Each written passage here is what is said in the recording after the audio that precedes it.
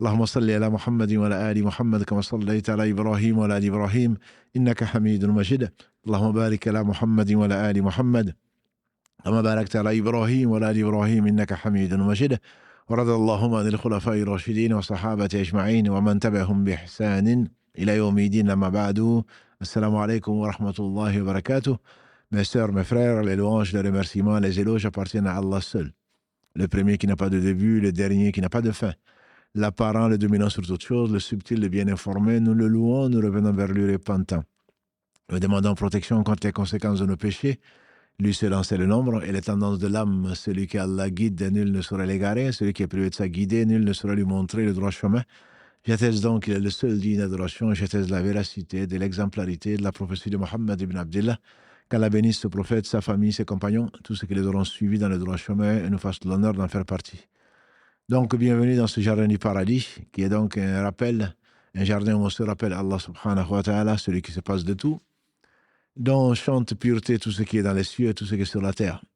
Et donc, votre émission donc du lundi, presque la préférée, l'islam au quotidien, vous invite donc à passer une heure et demie en compagnie donc de cette grande famille que vous avez appelée votre famille. Effectivement, nous sommes tous des frères et c'est avec grand plaisir que Karim dans les coulisses, maintenant accompagné d'Issa en stage, et donc moi-même vous accompagnons, Inch'Allah, dans ce lundi-là pour répondre à vos questions, pour essayer de donner les réponses les plus générales possibles, sans bien entendu rentrer dans le détail. Certains veulent étaler donc leur science. Oui, il y a divergence dessus, bien sûr, il y a divergence.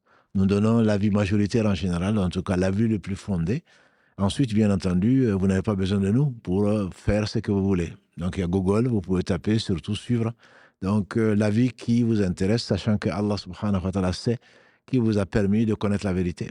Ensuite, on commence comme d'habitude donc avec le quiz que vous avez apprécié et vous êtes aujourd'hui, à cette heure-ci en tout cas, 1368 personnes à avoir répondu à ce quiz. Donc, ça nous encourage vraiment à le préparer. Et comme on s'est excusé la dernière fois de ne pas mettre « je ne sais pas », et effectivement, nous encourageons encore une fois les gens à ne pas hésiter à cocher cette case parce qu'on ne dit pas d'Allah ce qu'on ne sait pas. Et les meilleurs d'entre nous disaient « je ne sais pas » pour ceux qui ne savaient pas. Il n'y a pas de honte. Et la note, cette fois-ci, c'est la plus basse, à 8,86. Et cela ne me décourage pas du tout. Au contraire, cela prouve justement que le quiz a un sens et que le fait de poser des questions que nous pensons simples révèle quelque part un besoin donc de rectifier un certain nombre de choses, puisque nous pensons beaucoup de choses, souvent sans source et encore moins de preuves. Donc je pense que c'est une très bonne chose de poser des questions, même si les quiz vous paraissent compliqués. En réalité, Allah les facilite à qui il veut et surtout nous permettent de corriger donc notre conception, notre éducation, souvent qui est bien loin donc de la réalité. C'est sûr, on a dit, j'ai entendu que. Donc là, on essaye, alhamdulillah, grâce à Allah, de transmettre le peu qu'on a compris. Donc, pratiquement toutes les questions n'ont pas eu de bonnes réponses, sans doute. Sinon, je pense qu'on aurait eu donc la moyenne. Mais ça nous encourage, personnellement, ça m'encourage à concevoir des quiz pour que le minimum syndical, entre guillemets, soit compris, soit dans le bagage de chacun d'entre nous. Puisque la recherche de la science est une obligation pour chaque musulman, a dit le prophète sallallahu alayhi wa sallam, ce qui nous permet d'ailleurs, donc il nous oblige à enseigner le peu que l'on sait. Donc toutes les questions pratiquement n'ont pas eu la moyenne. Et donc la première question qui a été posée, les noms d'Allah sont de combien? Sont de 99, sont moins de 99, plus que 99, je ne sais pas. Voilà, donc la bonne réponse, bien entendu, c'était plus de 99. Et ça pour des preuves du Coran et de la Sunna. Et notamment, donc les 99, c'est basé sur un hadith rapporté par Al-Bukhari et Muslim, d'après Abu Huraira. Allah a 99 noms, 1 et 100 moins 1. Allah est un père, 100 moins 1. Donc il est 1, subhanahu wa ta'ala, et celui qui les ahsa, celui qui les comprend, on dira, celui qui les entoure, celui qui les possède, va rentrer au paradis. On peut bien entendu d'abord expliquer ce hadith. Ça ne veut pas dire celui qui a 99 grains dans les chapelets en général, chose qu'on a d'ailleurs héritée probablement des chrétiens, parce que j'ai vu des moines et d'autres avoir des chapelets à 99. Les compagnons du prophète n'ont pas utilisé les chapelets. Je ne dis pas que c'est interdit, mais le prophète m'a encouragé beaucoup d'utiliser les phalanges, donc qui vont témoigner pour nous, notamment le bout des phalanges, le bout des doigts, donc les phalanges, pour compter. Et Allah, bien entendu, sait, subhanahu wa ta'ala, ce qu'on a fait, ce qu'on fera, et ce qu'on n'a pas fait, et pourquoi on ne l'a pas fait. Donc, il ne faut pas vraiment insister forcément, parce que souvent, quand on utilise le chapelet, le cœur n'y est pas. Or, le véritable zikr, c'est le cœur et la langue qui doivent être associés. Donc, Allah 99, non, celui qui les ahsa, celui qui les dénombre, on dira, rentre au paradis. Le paradis, disait le prophète sallam, n'est-ce pas que c'est la marchandise d'Allah? La marchandise d'Allah, c'est le paradis et il est cher. Il ne suffit pas, bien entendu, de ne pas prier, de ne pas jeûner, de faire ce que l'on veut en disant, mais moi, je connais Allahu, Ar-Rahman, Ar-Rahim, Al-Malik, Al-Quddus, Al-Salam, Al-Mu'minin, Al-Muhaymin, Al-Aziz, Al-Jabbar, Al-Mutakabbir. Voilà, donc jusqu'à la fin donc de 99. Et une autre précision, dans aucun hadith authentique du prophète sallam, les noms, ces 99 sont cités. Ce sont des gens ultérieurement qui ont rajouté, mais ce ne sont pas des hadiths. La partie du hadith qui est authentique, c'est celle donc rapportée par les deux imams de référence en matière de hadith, Al-Bukhari et Muslim, et donc d'après le hadith d'Abu Huraira, et ça s'arrête là. Celui qui les possède, celui qui les domine, donc les savants dont Ibn Qayyim, qu'Allah fasse miséricorde, disent que l'explication du hadith, c'est celui qui les connaît bien sûr, et celui qui les comprend. L'islam n'est pas une pharmacie. Malheureusement, souvent, on pense que si je dis ça, j'aurai ça. Si vous voyez cela dans n'importe quel conseil ou ceux qui disent faïda, faïda, c'est un bonus. C'est ce qu'on rajoute. Je te confie un secret, en fait. Depuis quand l'islam a été un secret? L'islam n'a jamais été un secret. Le prophète sallam a apporté la vérité qu'Allah lui a transmise. Il n'a pas confié ça à quelqu'un de particulier comme pour lui faire une faveur. Autrement, il n'aurait pas fait parvenir son message à Shalillah. Son message a été complet et transmis de façon véridique et de façon complète. Donc on ne peut pas dire, celui qui vient vous dire, je vous dis un secret que personne ne connaît.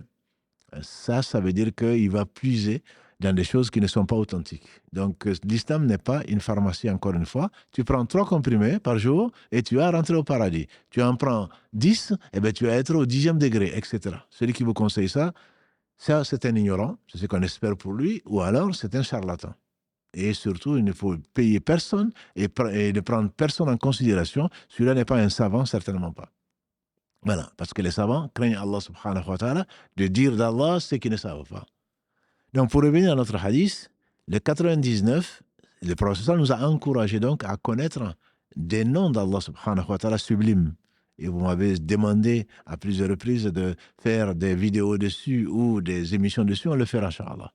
Le risque, c'est un sujet très complexe. Comment décrire Allah subhanahu wa ta'ala? C'est la raison pour laquelle, sans amener à de l'anthropomorphisme, sans pousser ses serviteurs qui l'aiment à l'imaginer. Donc, c'est la raison pour laquelle il a envoyé les messages à l'alayhi salatu wassalam. Inch'Allah, on reviendra à une occasion, si Allah le veut, pour essayer d'expliquer au moins quelques noms. Donc, pour les comprendre, pour les aimer. Ça, c'est la deuxième, c'est le fait de les connaître. Donc, c'est machinalement, je dis souvent le perroquet, c'est le fait de les comprendre et surtout, c'est le fait d'adorer Allah avec ses noms. D'adorer Allah avec ses noms et non pas de le penser encore une fois que c'est des médicaments. Je dis 100 fois ceci, j'ai cela. Je dis 3000 fois cela, j'aurai cela. Bon, des choses de ce bas monde en particulier. Donc, c'est Allah a plus de 99? Non. Allah a plus de 99? Non. La preuve en est que le prophète sallam, d'après Aïcha, notre mère, disait que un soir, je cherchais le prophète sallam. Et donc, je cherchais ses pieds dans la prosternation. Je ne l'ai pas vu dans le lit, dans mon lit. Et donc, sa maisonnée, son appartement était très, très exigu. On dit que quand on levait la main, un homme moyen pouvait toucher le plafond et c'était vraiment quelques mètres carrés. Et donc, facilement, elle a promené sa main, elle a trouvé le prophète dans la prosternation. Entre autres, il disait, voilà, et je ne saurais te louer comme toi-même tu t'es loué. C'est un signe indirect pour dire qu'il ne sait pas tout. Et notamment le hadith que nous connaissons également de l'intercession au jour du jugement dernier, rapporté donc par Al-Bukhari et Muslim, et où le prophète sallam dit, c'est un hadith que vous connaissez tous, où Allah subhanahu wa ta'ala va faire comparaître ses serviteurs, pieds nus, corps nus, non circoncis pour les hommes, et ensuite on va demander d'intercéder, qui va intercéder auprès d'Allah pour qu'il tranche les différends. On va commencer par Adam, qui va s'excuser, ensuite par Nuh, ensuite par Ibrahim, ensuite par Moussa, Isa, et il dira, c'est Mohammed. Et quand on verra Mohammed, il va dire, c'est bien moi. C'est ce qui m'a été promis. Il sera honoré ce jour-là devant toutes les créatures. Les premières comme les dernières. Il dit, je vais me prosterner devant Allah. Allah va m'enseigner de ces louanges que je ne connaissais pas. Là aussi, c'est indirect, vous me direz. Et il y a également le hadith rapporté par l'imam Ahmad, qu'Allah fasse miséricorde, où Ibn Mas'ud, qu'Allah l'agrée, il dit que le prophète sallallahu alayhi wa sallam nous a dit personne qui est dans la tristesse ne demande à Allah subhanahu wa ta'ala, ô Seigneur, je suis ton serviteur, le fils de ton serviteur, le fils de ta servante, jusqu'à ce qu'arrivé, je t'invoque par tous tes noms, ce que tu as révélé dans ton livre, ce que tu as enseigné à l'une de tes créatures, et ce que tu as gardé auprès de toi-même, de faire du Coran, Rabia Qalbi, le printemps donc de mon cœur, l'occasion ou le moyen pour dissiper ma tristesse, etc., jusqu'à ce que Allah subhanahu wa ta'ala donc, lui rende la joie qu'il recherche. Donc, dans ce hadith, il est très clair, il y a 3 types de noms, on ne va pas rentrer dans les détails, mais surtout, on va s'arrêter sur le fait que, et de ce que des noms, je t'invoque par tous les noms, y compris les noms que tu t'es gardés, et que personne ne sait autre que toi. Ce qui prouve bien que c'est bien de 99. Et donc, les 99, quand tu les demandes aux savants, prenez n'importe lequel des savants avec le respect qu'on leur doit, ils ne vont pas tirer du Coran 99, les mêmes 99 noms. La preuve, c'est que les anciens, quand ils ont essayé de citer les 99, ils sont peut-être d'accord sur 80, peut-être sur 70, et les noms d'Allah subhanahu wa ta'ala qu'il y a dans le Coran, il y en a d'autres dans la sunna du prophète sallallahu alayhi wa sallam, comme Al-Mannan ou d'autres qui sont dans Al-Jawad, qui sont des noms que le prophète sallallahu alayhi wa sallam nous a enseignés, qui sont en plus des noms que tu vas trouver dans le Coran, tu as plus que 99 noms d'Allah subhanahu wa ta'ala. Voilà, donc, juste pour éclaircir cette situation, on a l'impression que Allah n'a que 99 noms, et bien entendu, il a ce que lui seul sait, et celui qui dit qu'il en a 99 est un ignorant, et celui qui dit qu'il en a 3000 ou 10 000 est un prétentieux, parce qu'il dit sur Allah ce qu'il ne sait pas. Il dit sur Allah ce qu'il ne sait pas, qu'Allah nous en préserve. Donc ça, c'est la première question. Inch'Allah, je vais essayer d'être plus bref pour les autres. Deuxième question, on peut appeler Allah par le nom qu'on aime. C'est vrai ou faux? Les gens, ils ont dit que c'est vrai, la plupart d'entre vous. En réalité, il n'y a même pas 40% qui ont dit que c'est faux. On ne peut pas appeler Allah par le nom qu'on veut. Walillahi al-asma'ul husna. Fad'uhu biha, à Allah les plus beaux noms ou les noms sublimes, appelez-le, invoquez-le par ces noms-là. On ne peut pas dire Allah mon chéri. On ne peut pas dire Allah celui que j'aime. Non, Allah a des noms précis qu'il a révélés donc à ces créatures, dont le prophète sallam, dans le Coran ou en dehors du Coran. On ne doit pas appeler un enfant, quand il appelle Zayd, il va dire non, je ne m'appelle pas Zayd, je m'appelle Isa. Parce que ce n'est pas son nom. Ce n'est pas le nom qu'il s'est donné, ce n'est pas le nom que ses parents lui ont donné. Que dire alors d'Allah? Subhanahu wa ta'ala, on n'a pas le droit d'appeler Allah, sauf par Allah, et bien entendu, le nom qu'il s'est donné, tous aussi beaux, il n'y a ni les uns que les autres. Troisième question, chaque nom d'Allah a des vertus particulières pour guérir certaines maladies. Et vous avez été 48% à dire oui. Et moins de 35%, exactement 33,9% à dire faux. Oui, c'est faux. C'est ce que je disais en introduction. L'islam, ce n'est pas une pharmacie. Je vais prendre tel médicament, il va me donner ça. Si tu dis 33 fois, il y a Latif, tu vas voir ceci. Si tu dis 40 fois, il y a Hayyu, tu vas voir cela. Non. L'islam est bien plus beau que ça, bien plus sérieux que ça. L'islam, c'est connaître Allah, subhanahu wa ta'ala, c'est l'aimer, c'est l'invoquer, c'est l'évoquer, c'est savoir qu'on ne peut pas se passer de lui le temps d'un clin d'œil. Oui, ça c'est connaître Allah. C'est à partir de là qu'on va comprendre, alhamdulillah, qu'on va goûter à la saveur de la foi, préférer ce qu'Allah et son messager alayhi salatu salam aiment par rapport à tout autre. Craindre de revenir, craindre de ne pas être aimé par Allah. Chacun d'entre nous, s'il aime des gens, une des craintes sincères, c'est bien que ces gens ne lui parlent plus. Ces gens lui tournent le dos. Ces gens ne le considèrent plus. Ces gens ne l'aiment plus. Ça, c'est naturellement chacun d'entre nous, que ce soit nos enfants, que ce soit nos parents, que ce soit nos amis. Que dire alors de celui qui se passe de tout, subhanahu wa ta'ala. Et donc, on ne peut pas appeler Allah comme on veut. Allah s'est défini et Allah n'a pas révélé à qui que ce soit. C'est ce genre de... L'islam n'est pas donc un self-service. Je fais ça, j'ai besoin d'Allah. Donc, je prends 33 fois ceci, je prends 45 fois cela, 2023 fois tel autre. Non, et ça va me protéger ou ça va me donner ce que je recherche. Ceci est faux. Malheureusement, c'est très répandu dans nos concepts. Quatrième question, l'accrochage des tableaux portant certains noms d'Allah permet de protéger l'habitat et la voiture contre le mauvais œil. Non. Non, on en a déjà parlé avec Mohamed Barakallahu fi, samedi, qui n'est pas celui-là, la première mission de fiqh contemporain, et on n'a pas donc à utiliser un tableau, une calligraphie pour se protéger. On se protège d'Allah par Allah, on se protège de tout autre que Allah par Allah. On demande à Allah de nous protéger, notamment contre notre ennemi avéré, qui est le Satan, et ce n'est pas en portant un gris-gris ou en mettant à la porte de sa chambre ceci et cela que cela va nous protéger, certainement pas. C'est une façon d'adorer cette chose, même si c'est inconscient, ou en tout cas même si c'est involontaire. Là, vous avez été donc 84, alhamdoulilah, % à savoir que l'accrochage des tableaux ne peut pas protéger. Je vous en félicite. Le nom suprême d'Allah par lequel il répond aux demandes est un secret connu de ses alliés. Vous avez été donc 47% à dire que c'était faux. Effectivement, c'est faux. L'islam n'est pas... Il n'y a pas de gens à qui Allah a enseigné des choses, à part les prophètes, alayhi salatu salam, ils ont fait parvenir leur message. Y compris à commencer par le meilleur d'entre eux. Donc, que des marabouts ou que des prétentieux disent « Moi, je connais le nom d'Allah pour avoir plus de clients, pour que tu le payes plus », ça existe. Mais c'est faux. Les noms d'Allah subhanahu wa ta'ala, l'imam al-Suyuti, quand il fasse miséricorde, a écrit un livre dessus, et d'autres d'ailleurs savants. Il y a plus de 40 propositions. Il en a recensé 20.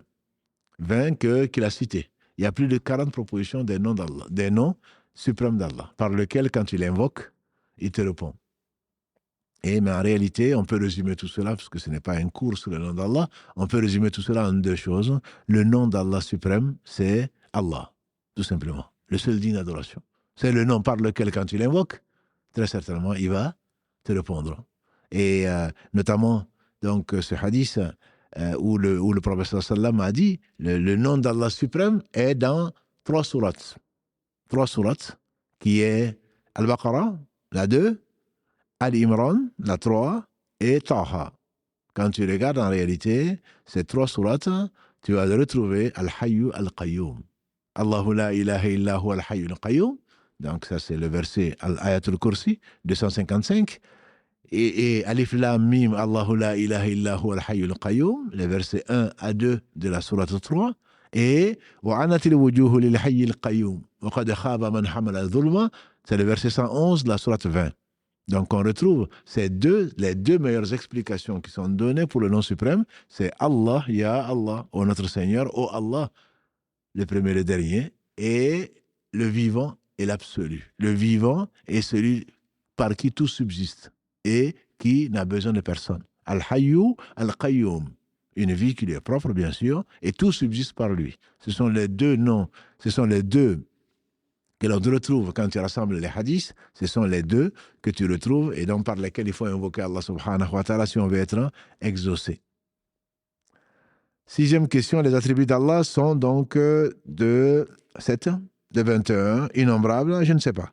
Donc, innombrables, 78% d'entre vous ont dit que c'était innombrable. Effectivement, on ne peut pas compter le nom, on ne connaît pas. Si on ne connaît pas, si les noms d'Allah sont plus de 99, on n'a pas douté. Que dire alors des attributs d'Allah? La différence entre nom et attribut est la suivante. Quand je dis Allah, il est Al-Alim. C'est un de ses noms, il est l'omniscient. L'attribut qu'on tire de l'omniscient, c'est la science.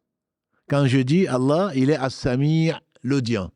L'attribut qu'on tire, c'est lui, etc. Donc il y a au moins autant, de chaque nom, on tire au moins un attribut. De chaque nom, on tire au moins un attribut. Mais il y a des attributs qui ne, c'est pas réversible. C'est pas parce que Allah dit, il est dhu quwwatil matin, il est dont la saisie est terrible, qu'on va dire, toi, dont la saisie est terrible, parce qu'il ne s'est pas fait appeler comme ça. Allah, un de ses attributs, à n'en pas douter, c'est la colère. Maghdoub alayhim, ceux contre qui tu es en colère. Ou quand Allah maudit, tu ne peux pas dire celui qui maudit. D'un attribut, on ne peut pas tirer un nom. Par contre, de chaque nom, on peut tirer au moins un attribut pour ne pas dire que quand Allah est capable de toutes choses, bien entendu, ça veut dire qu'il est fort, ça veut dire qu'il sait, ça veut dire qu'il est sage, ça veut dire qu'il est puissant, etc., etc. Donc, d'un même nom, on peut tirer plusieurs attributs. Et il y a des attributs dont on ne peut pas tirer de nom, parce que ce n'est pas réversible. Et donc, ils sont innombrables, puisque ces noms, Allah seul sait combien ils sont. Septième question, le verset qui contient le plus grand nombre de noms d'Allah est dans quelle sourate? Dans quelle sourate? Vous avez été seulement 25%, 26% à le savoir, mais tout ça c'est quoi? C'est pour nous, on l'a déjà traité, si vous en c'est les plus assidus à nos lives, on l'a déjà entendu, on a déjà parlé, quand on parle du beau, le sublime, le majestueux, Allah subhanahu wa ta'ala, et donc dans la sourate Al-Hashr, sourate 59, versets 22 à 24, Allah dit, Huwa Allahu alladhi la ilaha illahu, Allah, point de divinité digne d'adoration si ce n'est lui, Alimul ghaybi, Huwa Allahu alladhi la ilaha illahu, Alimul ghaybi wa shahada, Huwa ar-Rahmanur Rahim, c'est celui qui sait l'invisible et le visible, il est le miséricordieux par essence, par excellence. Huwa Allahu alladhi la ilaha illahu, al-Malikul Quddus, al-Salamul Mu'minul Muhayminul Azizul Jabbarul Mutakabbir, Subhanallahi amma yushrikun, Huwa Allahul Khaliqul Bari'ul Musawwir, له الأسماء الحسنى يسبح له ما في السماوات والأرض وهو العزيز الحكيم. Donc Allah il cite dans ces deux versets de 22 à 26 et de 22 à 24, Allah subhanahu wa ta'ala cite donc 15 noms, voire plus. C'est dans ces deux versets où on trouve le plus de noms d'Allah subhanahu wa ta'ala cités dans le Coran. Le verset qui contient Allah a les noms les plus beaux, invoquez-le donc par ces noms. C'est un bonus. Pour ceux qui connaissent le Coran, il s'agit de la sourate A'raf, 7, verset 180, où Allah dit « Walillahi al-asma'ul husna fad'uhu biha ». Vous avez été 22, 23% à répondre, à avoir la bonne question. Mais encore une fois, c'est pour nous enseigner ce qu'Allah veut pour nous du bien. Quand on le sait, on va invoquer abondamment Allah. Même si on n'a pas trouvé cette question, on sait où la trouver maintenant, où trouver ce verset, ce n'est pas le seul. Celui qu'on vient de dire, le verset 24, la sourate 59, Allah dit « Lahul asma'ul husna » à lui appartiennent les plus beaux noms. Donc à partir de là, s'il a des noms, c'est pour qu'on l'appelle. Et Allah aime être appelé, Allah aime être invoqué. Et il répond. Il répond, sa promesse est vraie. Donc quand on veut appeler l'un d'entre nous, on va l'appeler par son meilleur nom. Et tous les noms d'Allah sont les meilleurs, sont les plus... Al-Husna, il n'y a pas mieux que ça. C'est les plus beaux noms. Et il n'y a pas plus beau que ça, parce qu'Allah est le plus beau, et c'est le prophète sallam a dit, Allah est beau, inna Allah jamil, yuhibbul jamal, Allah est beau. Il n'y a pas plus beau qu'Allah, bien sûr. Allah est beau et il aime la beauté. Donc on va l'appeler par les noms les plus beaux, et c'est lui qui possède les noms sublimes les plus beaux. Question 9, quel est le verset qui contient 5 noms d'Allah et 15 de ses attributs, et dans quelle sourate? C'était pourtant, je pensais que c'était facile. 5 attributs, 5 noms plutôt, et 15 attributs. Il s'agit de la sourate Al-Baqarah, il s'agit du verset Ayatul Kursi, donc le verset 255 de la sourate 2, que l'on récite avant de dormir. Shaitan nous a dit que celui qui le récite, il est protégé. Et le prophète sallam nous a dit, il a dit vrai, même si c'était menteur. Et le prophète sallam a dit, le verset grandiose, le plus grand du Coran, c'est le verset Ayatul Kursi, le verset donc du piédestal, 255 de la sourate Al-Baqarah, Allahu la ilaha illa huwa al-hayyul qayyum. Donc ça fait déjà 3 noms. Allah, la ilaha illa hu, al-hayyu al-qayyum, ça fait 3 noms. À la fin, wa huwa al-azizul hakim, wa huwa al-aliyul azim. Il est le Ali, l'élevé, et il est azim, il est l'immense. Ce sont les 5. Et ensuite, dedans, يعلم ما بين أيديهم وما خلفهم. Tout ça sont les attributs. Donc il y en a 15 dedans, dans ce seul verset 255 de la sourate Al-Baqarah. Question 10, le verset dont le sens est « Rien ne lui ressemble et il est parfait, parfaitement audient et celui qui voit tout » est dans quelle sourate? Encore une fois, c'est pour que, même si on ne connaît pas la sourate, qui est la sourate 42, la sourate Shura, la consultation, la sourate 42, si je vous l'ai demandé, c'est pour que l'on sache que rien ne ressemble à Allah. C'est ce qui nous intéresse. Laysa kamithlihi shay. Rien ne ressemble à Allah. Tout ce à quoi tu penses et ça a été créé ne peut pas être Allah. Donc, retiens-le, c'est le verset 11 de la sourate 42. Et garde-le, tout ce qui te traverse l'esprit, que Satan t'amène, ou qu'un sectaire, ou un égaré, ou un ennemi de Dieu, ennemi de lui-même t'amène, ce n'est pas Dieu. On ne verra Dieu, on ne contemplera sa noble face qu'au paradis. Même Moussa est tombé en syncope quand il a voulu voir Dieu. Rien ne ressemble à Allah subhanahu wa ta'ala et on ne le verra pas dans ce monde-là. Si tu ne connais pas ce verset 11 de la sourate 42, c'est pas grave. L'essentiel, c'est que tu gardes dans ton cœur que tout ce à quoi tu penses, et tout ce à quoi tu penses, c'est Allah qui l'a créé, n'est pas Allah. Et il précise par contre, pour ceux qui prétendent que c'est de l'anthropomorphisme, il dit Laysa kamithlihi shay. Rien ne lui ressemble. Wa huwa as-sami'ul basir, c'est-à-dire tu ne peux pas nier il entend parfaitement et il voit parfaitement. Il entend wa huwa as-sami' al-basir, celui qui voit parfaitement et celui qui entend parfaitement. Donc il a s'est décrit pour qu'on le connaisse. C'est pas Allah n'est pas le néant. Allah il entend, il voit, il sait, il est omnipotent.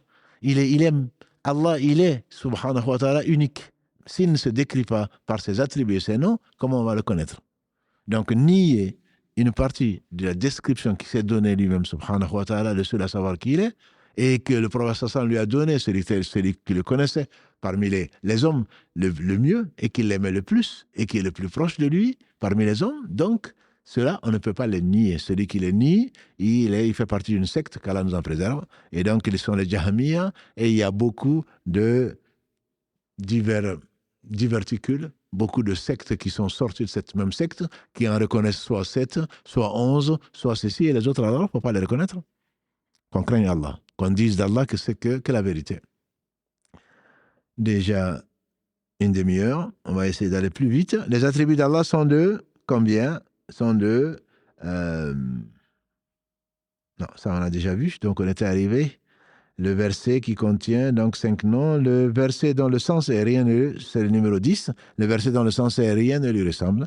Donc il est le parfait audient, celui qui voit tout, c'est donc le verset 11 de la sourate 42.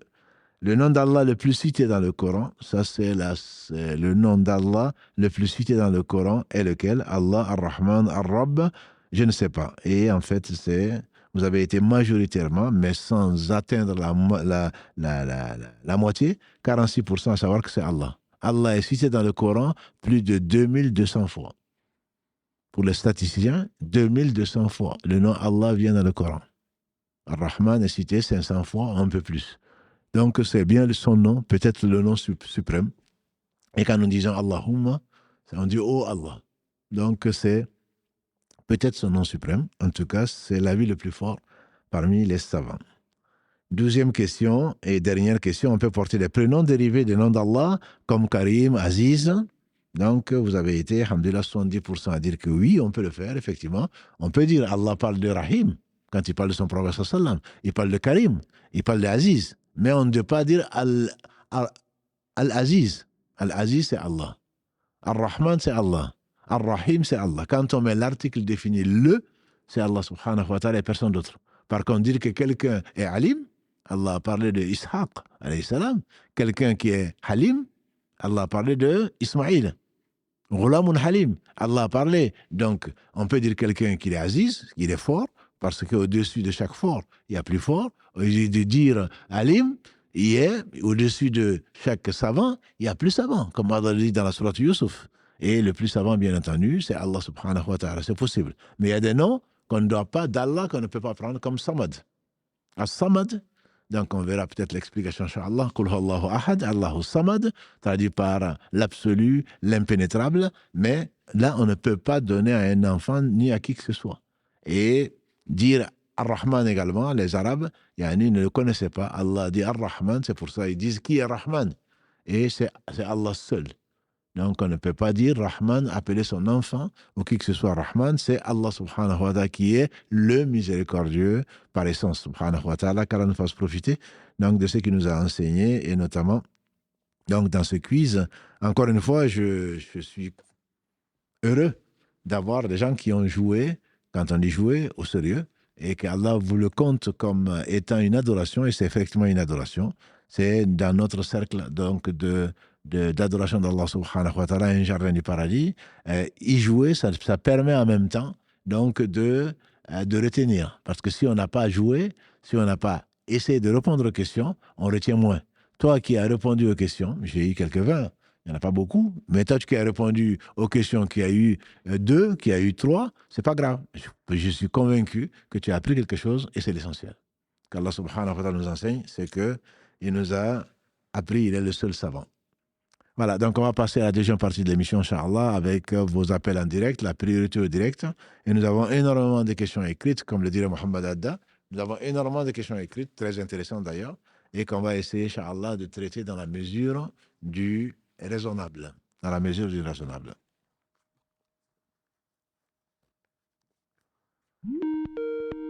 Donc nous commençons par les questions donc, orales. Salam alaikum, nous vous écoutons. Alaykoum salam wa rahmatullahi wa barakatuh. Merci beaucoup déjà pour tout ce que vous faites. Allah et qu'Allah vous récompense. Vraiment, merci beaucoup. Vous nous apportez énormément et je regarde beaucoup vos émissions avec les enfants et merci beaucoup. Allah yabarak. Alors, ma question, c'était, je voulais savoir si il était autorisé en islam d'effectuer un changement de prénom si on estime qu'on porte le prénom d'une personne qui est connue, par exemple, pour des choses mauvaises. C'est plus difficile c'est assez imaginaire. Je ne sais pas à quel prénom tu fais allusion, mais le prophète sallam a changé les prénoms. Par exemple, les prénoms qui étaient contraires au dogme de l'islam. Par exemple, Abu Huraira s'appelait Abd Shams. Donc, on ne peut être que serviteur d'Allah. Dire qu'on est serviteur du soleil ou de la Kaaba, ça c'est même serviteur du prophète sallam, comme on le trouve dans certains pays. Donc, Abd Nabi, on n'a pas le droit. On n'est que serviteur d'Allah ou serviteur du Seigneur de la Kaaba ou autre chose, on ne doit pas. Donc ces prénoms-là, on doit les changer. On doit les changer. Par ignorance, nos parents ont pu nous les donner. On ne va pas les maudire pour ça, mais ceux-là, on doit les changer. Après, je ne sais pas vraiment à quoi tu fais allusion. Si c'est un prénom particulier, je peux te donner mon avis dessus. Oui. Ouais. C'est pas un prénom particulier, mais c'est le prénom d'une personne, en fait. Donc, j'ai entendu des choses, par exemple, par rapport à la sorcellerie. Oui. Et c'est vrai que ça me dérange beaucoup. Ne change pas le prénom, embellis ton prénom et sache que le prénom que tes parents t'ont donné, c'est qu'ils l'ont aimé. Par respect pour les parents, moi je dirais de garder le prénom s'il n'est pas contraire au dogme de l'islam et que Allah subhanahu wa ta'ala a voulu montrer le contraire. Donc il y a ces sorciers-là et il y a ton beau prénom. Ce n'est pas lié au prénom, c'est lié plutôt à leur pratique. Donc cela ne te complexe pas et ne te dégoûte pas. Ce sont tes parents qui ont choisi ça. Par respect, je garderai ce prénom et change complètement cette façon de voir. Ce ne sont pas, tous les sorciers ne s'appellent pas comme ça. Voilà, donc tu n'es pas sorcière, alhamdulillah, et garde le prénom, c'est ce que je te conseillerais en tout cas. D'accord, merci beaucoup, barakallahu. Allah yabarak. Salam alaikum. Wa alaykum salam wa rahmatullahi wa barakatuh. Donc, une question sur l'actualité, entre guillemets, c'est pas vraiment l'actualité, mais une question qui a été posée sur le rituel donc, de l'Aïd al-Adha, sacrifier un mouton pour cela, ou par exemple, la question concerne cela, mais également la question de savoir si on doit faire une aqiqa quand Allah nous gratifie donc d'un enfant, fille ou garçon. Il est plus que recommandé, c'est extrême, c'est très recommandé de sacrifier donc au 7e, 14e ou 21e jour donc un bélier, donc le plus beau possible pour Allah subhanahu wa ta'ala. Et donc comment on peut le faire? Est-ce qu'on peut le déléguer également? Dans l'islam, il faut savoir que Allah n'a prescrit que le meilleur et que le prophète sallam a dit le meilleur acte le jour de l'Aïd al-Adha, c'est que la tabaski, comme on le dirait dans certains pays d'Afrique, la tabaski, le meilleur acte que l'on fasse, c'est le fait de sacrifier à l'image de notre père Ibrahim, père des musulmans, prototype même de la soumission à Allah subhanahu wa ta'ala. Et donc Allah a substitué donc, au sacrifice qu'il voulait faire de son fils Ismaïl, il a substitué un beau bélier. Et le prophète sallallahu alayhi wa sallam choisissait le meilleur des béliers. Dans des pays d'Europe, notamment en France, où il est difficile, il n'y a pas qu'en France, mais surtout en France, il est difficile de pouvoir faire ce sacrifice, il est permis, bien entendu, de déléguer. Il est permis de le déléguer comme dans toute affaire. D'ailleurs, dans l'islam, dans toute affaire courante, on peut le déléguer. Je ne parle pas des adorations, bien sûr. C'est qui veulent déléguer le jeûne, qui veulent déléguer la prière, bien entendu, c'est non recevable. Mais celui qui veut déléguer un sacrifice pour Allah subhanahu wa ta'ala, il peut effectivement le déléguer à une personne de confiance et ou à une association. Et là, j'en profite pour dire qu'il y a une association qui a été créée et qui fait cela, tant pour la aqiqa, pour la naissance, que pour l'Aïd al-Adha, qui s'appelle Afrique Charity. Afrique, comme vous l'entendez, Charity, comme charité donc en anglais, .com. C'est une association donc vous pouvez aller visiter le site, qui vous montre les conditions et qui ne fait pas que ça d'ailleurs, qui également font de sadaqa jariya comme le fait de planter un arbre, que l'on sait, il n'y a pas un fruit, il n'y a pas une feuille, il n'y a pas qui est mangé par un oiseau ou par autre chose, il n'y a pas quelqu'un qui se met sous l'ombre d'un arbre que l'on a planté pour Allah subhanahu wa ta'ala bien après notre mort, tant que l'arbre vit, ça nous sera compté comme sadaqa. Donc là, l'association donc afriquecharity.com reçoit donc vos dons et sacrifie et les distribue à des déplacés, si c'est le cas du Sahel, à des miséreux donc, qu'on peut trouver partout, notamment en Afrique, et qu'il y a d'autres associations qui le font, exactement. Mais là, je veux parler de cette association donc, qui a besoin de visibilité et que non plus qu'on n'a pas, nous, des excuses parce qu'on n'a pas d'abattoir dans beaucoup d'endroits et qu'on n'a pas le temps peut-être de le faire et que ça ne correspond peut-être pas le 7e jour, le 14e jour ou le 28e jour, correspond à un jour de travail, donc je n'arrive pas à le faire. Or, c'est une sunna qui est tellement recommandée que celui qui a un enfant et qui a les moyens de sacrifier et qui ne le fait pas, l'enfant, même quand il devient adulte, doit le faire pour lui-même. C'est pour dire que c'est une sunna qui est vraiment très appuyée. Et par conséquent, si Allah veut que des frères et des sœurs de confiance se mettent à son service, l'adorent et qui nous soulagent ou nous aident à adorer Allah subhanahu wa ta'ala, c'est plus que recommandé pour celui qui ne peut pas le faire. Bien entendu, le mieux, c'est de le faire soi-même. Mais rarement, en tout cas en Europe, rarement on arrive à le faire. Et ce sont des frères de confiance, et donc à qui on peut confier donc cet argent-là pour qu'ils le fassent pour nous. Et dans les 48 heures, m'a-t-on promis, dans les 48 heures, il vous envoie une vidéo pour vous montrer ce qui s'est fait et comment ça a été également distribué. Alhamdulillah, on leur fait confiance. De toute façon, un musulman, a priori, est un homme de confiance, jusqu'à preuve du contraire. Ce n'est pas l'inverse. Parce qu'on a dans nos sociétés beaucoup de gens qui mettent en cause tout, qui mettent le doute sur tout. Ça, c'est une partie de la conjecture est péché. On doit penser de son frère, de sa sœur, que du bien, jusqu'à preuve du contraire. Ce n'est pas l'inverse. Voilà. Nous, on se méfie de tout. Et alors qu'en réalité, on doit se méfier de soi-même.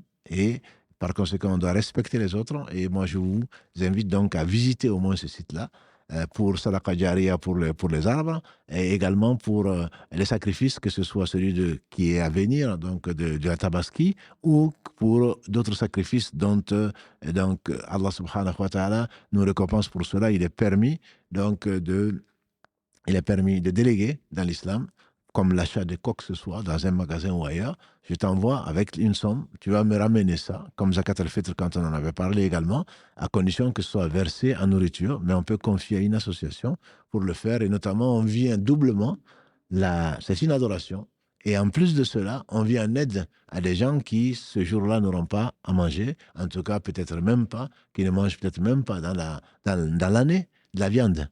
Donc pour faire leur accorder de la joie avec cette intention, Inch'Allah, on espère au moins doublement recommandé, doublement récompensé. Juste un détail, c'est le fait de savoir que si je donne de l'argent à un pauvre pour qu'il sacrifie, comme ça peut arriver, j'ai mon oncle qui n'a pas de quoi sacrifier. Je lui envoie de l'argent, il le sacrifie. Mais il sacrifie pour lui-même. J'aurai la récompense d'avoir donné de l'argent à mon oncle, mais je n'aurai pas la récompense d'avoir sacrifié. Et donc, c'est une précision qui, à mon sens, est importante. C'est-à-dire que j'envoie de l'argent à un pauvre ou autre chose pour qu'il sacrifie en mon nom. Alors, très certainement, lui, il n'a pas sacrifié, il a sacrifié pour moi, puisqu'il est délégué, mais il va profiter de la viande. Donc, je pense qu'il faut bien le préciser. Ce n'est pas en lui envoyant, et puis certains disent non, mais nous, on mange de la viande tous les jours. On mange de la viande tous les jours, donc je préfère le donner à la mosquée. Non, tu n'as pas fait un sacrifice. Tu as fait une sadaqa, tu es allé à l'encontre et tu as douté quelque part, ou tu fais douter de la sagesse d'Allah subhanahu wa ta'ala, qui par la bouche de son prophète sallam nous dit qu'il faut le faire. C'est presque une obligation pour celui qui a en tout cas les moyens. Le prophète sallam ne dit-il pas qu'il ne s'approche pas de notre lieu de prière celui qui a les moyens de sacrifier, qu'il ne le fait pas. Donc c'est quelque chose d'important. Si tu peux le faire toi-même, tant mieux, c'est l'idéal. Et si tu ne peux pas le faire, tu peux le déléguer. Mais le fait de donner à une mosquée l'équivalent, parce qu'ils ont besoin de construire une mosquée, non. La mosquée, la maison d'Allah, tu dois investir si tu peux, mais le sacrifice, il t'incombe si tu peux le faire. Donc il faut distinguer, il ne faut pas faire rentrer la raison quand Allah subhanahu wa ta'ala a légiféré et il est le sage, le compatissant et le miséricordieux. Wallahu ala wa alam. Alors oui. Allô, Ismaïkoum. Alayka assalam wa rahmatullah. Ismaïkoum, j'espère que vous allez bien, cher. Allah yabarifik, mon frère. Alhamdulillah. J'avais une question sur le statut du voyageur. Oui. Parce que je m'étais renseigné par rapport à quand on partait en voyage. Oui. Et là, j'avais vu un détail qui m'avait attiré sur une nuance. Oui. En fait, la notion des 80 km. Oui. Moi, quand j'ai vérifié, j'ai fait des recherches dans le Coran et la Sunna, Oui. et je trouvais aucune notion de 80 km. Apparemment, ça a été mis par précaution. C'est l'école Maliki qui a fait ça par précaution pour la communauté. Et je voulais avoir votre avis dessus. Et une petite nuance aussi sur le statut du voyageur. Oui. Quand on voyage dans la localité où sa femme se trouvait, Oui. par exemple, si c'est une femme qui était d'étranger, qu'on se rend chez elle ou chez sa belle famille, Oui. apparemment, on ne serait pas compté comme voyageur.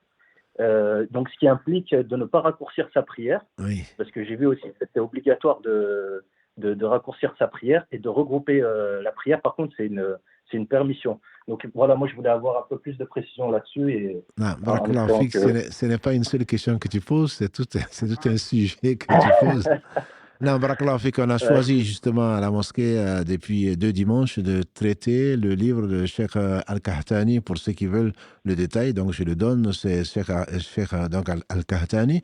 Qu'Allah les fasse miséricorde, c'est l'auteur de La Citadelle du musulman. Donc c'est facile de le retrouver, qui s'appelle La prière du voyageur. Donc, il faut résumer, puisqu'on n'a pas le temps, il faut résumer. Pour répondre à tes questions, effectivement, ce n'est pas une obligation. Ce n'est pas une obligation de raccourcir, mais Allah aime que l'on profite de ses rukhsa, de ses permissions, comme il aime que l'on soit strict quand il impose. Donc, le voyageur qui raccourcit la prière a plus de mérite en suivant la sunna que celui qui fait les 4 rakas pour tout ce qui est divisible par 2. J'entends par là de 4 divisé par 2, de faire les 2 rakas du Dohr, du Asr, donc et du Isha. Ça, s'il a plus de mérite, ça c'est l'avis des savants, l'avis largement majoritaire. Même si on fait les 4 rakas, on est quand même récompensé, on a fait la prière complète. Premièrement. D'accord. Premièrement, ce n'est pas une obligation. Deuxièmement, c'est mieux de le faire, c'est recommandé.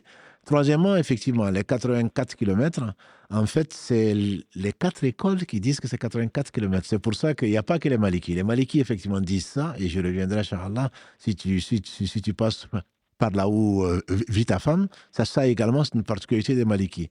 Mais les 84 km, en fait, c'est les Arabes, à l'époque, le prophète a dit, le voyage, c'est ce qui dure 1 jour et 1 nuit.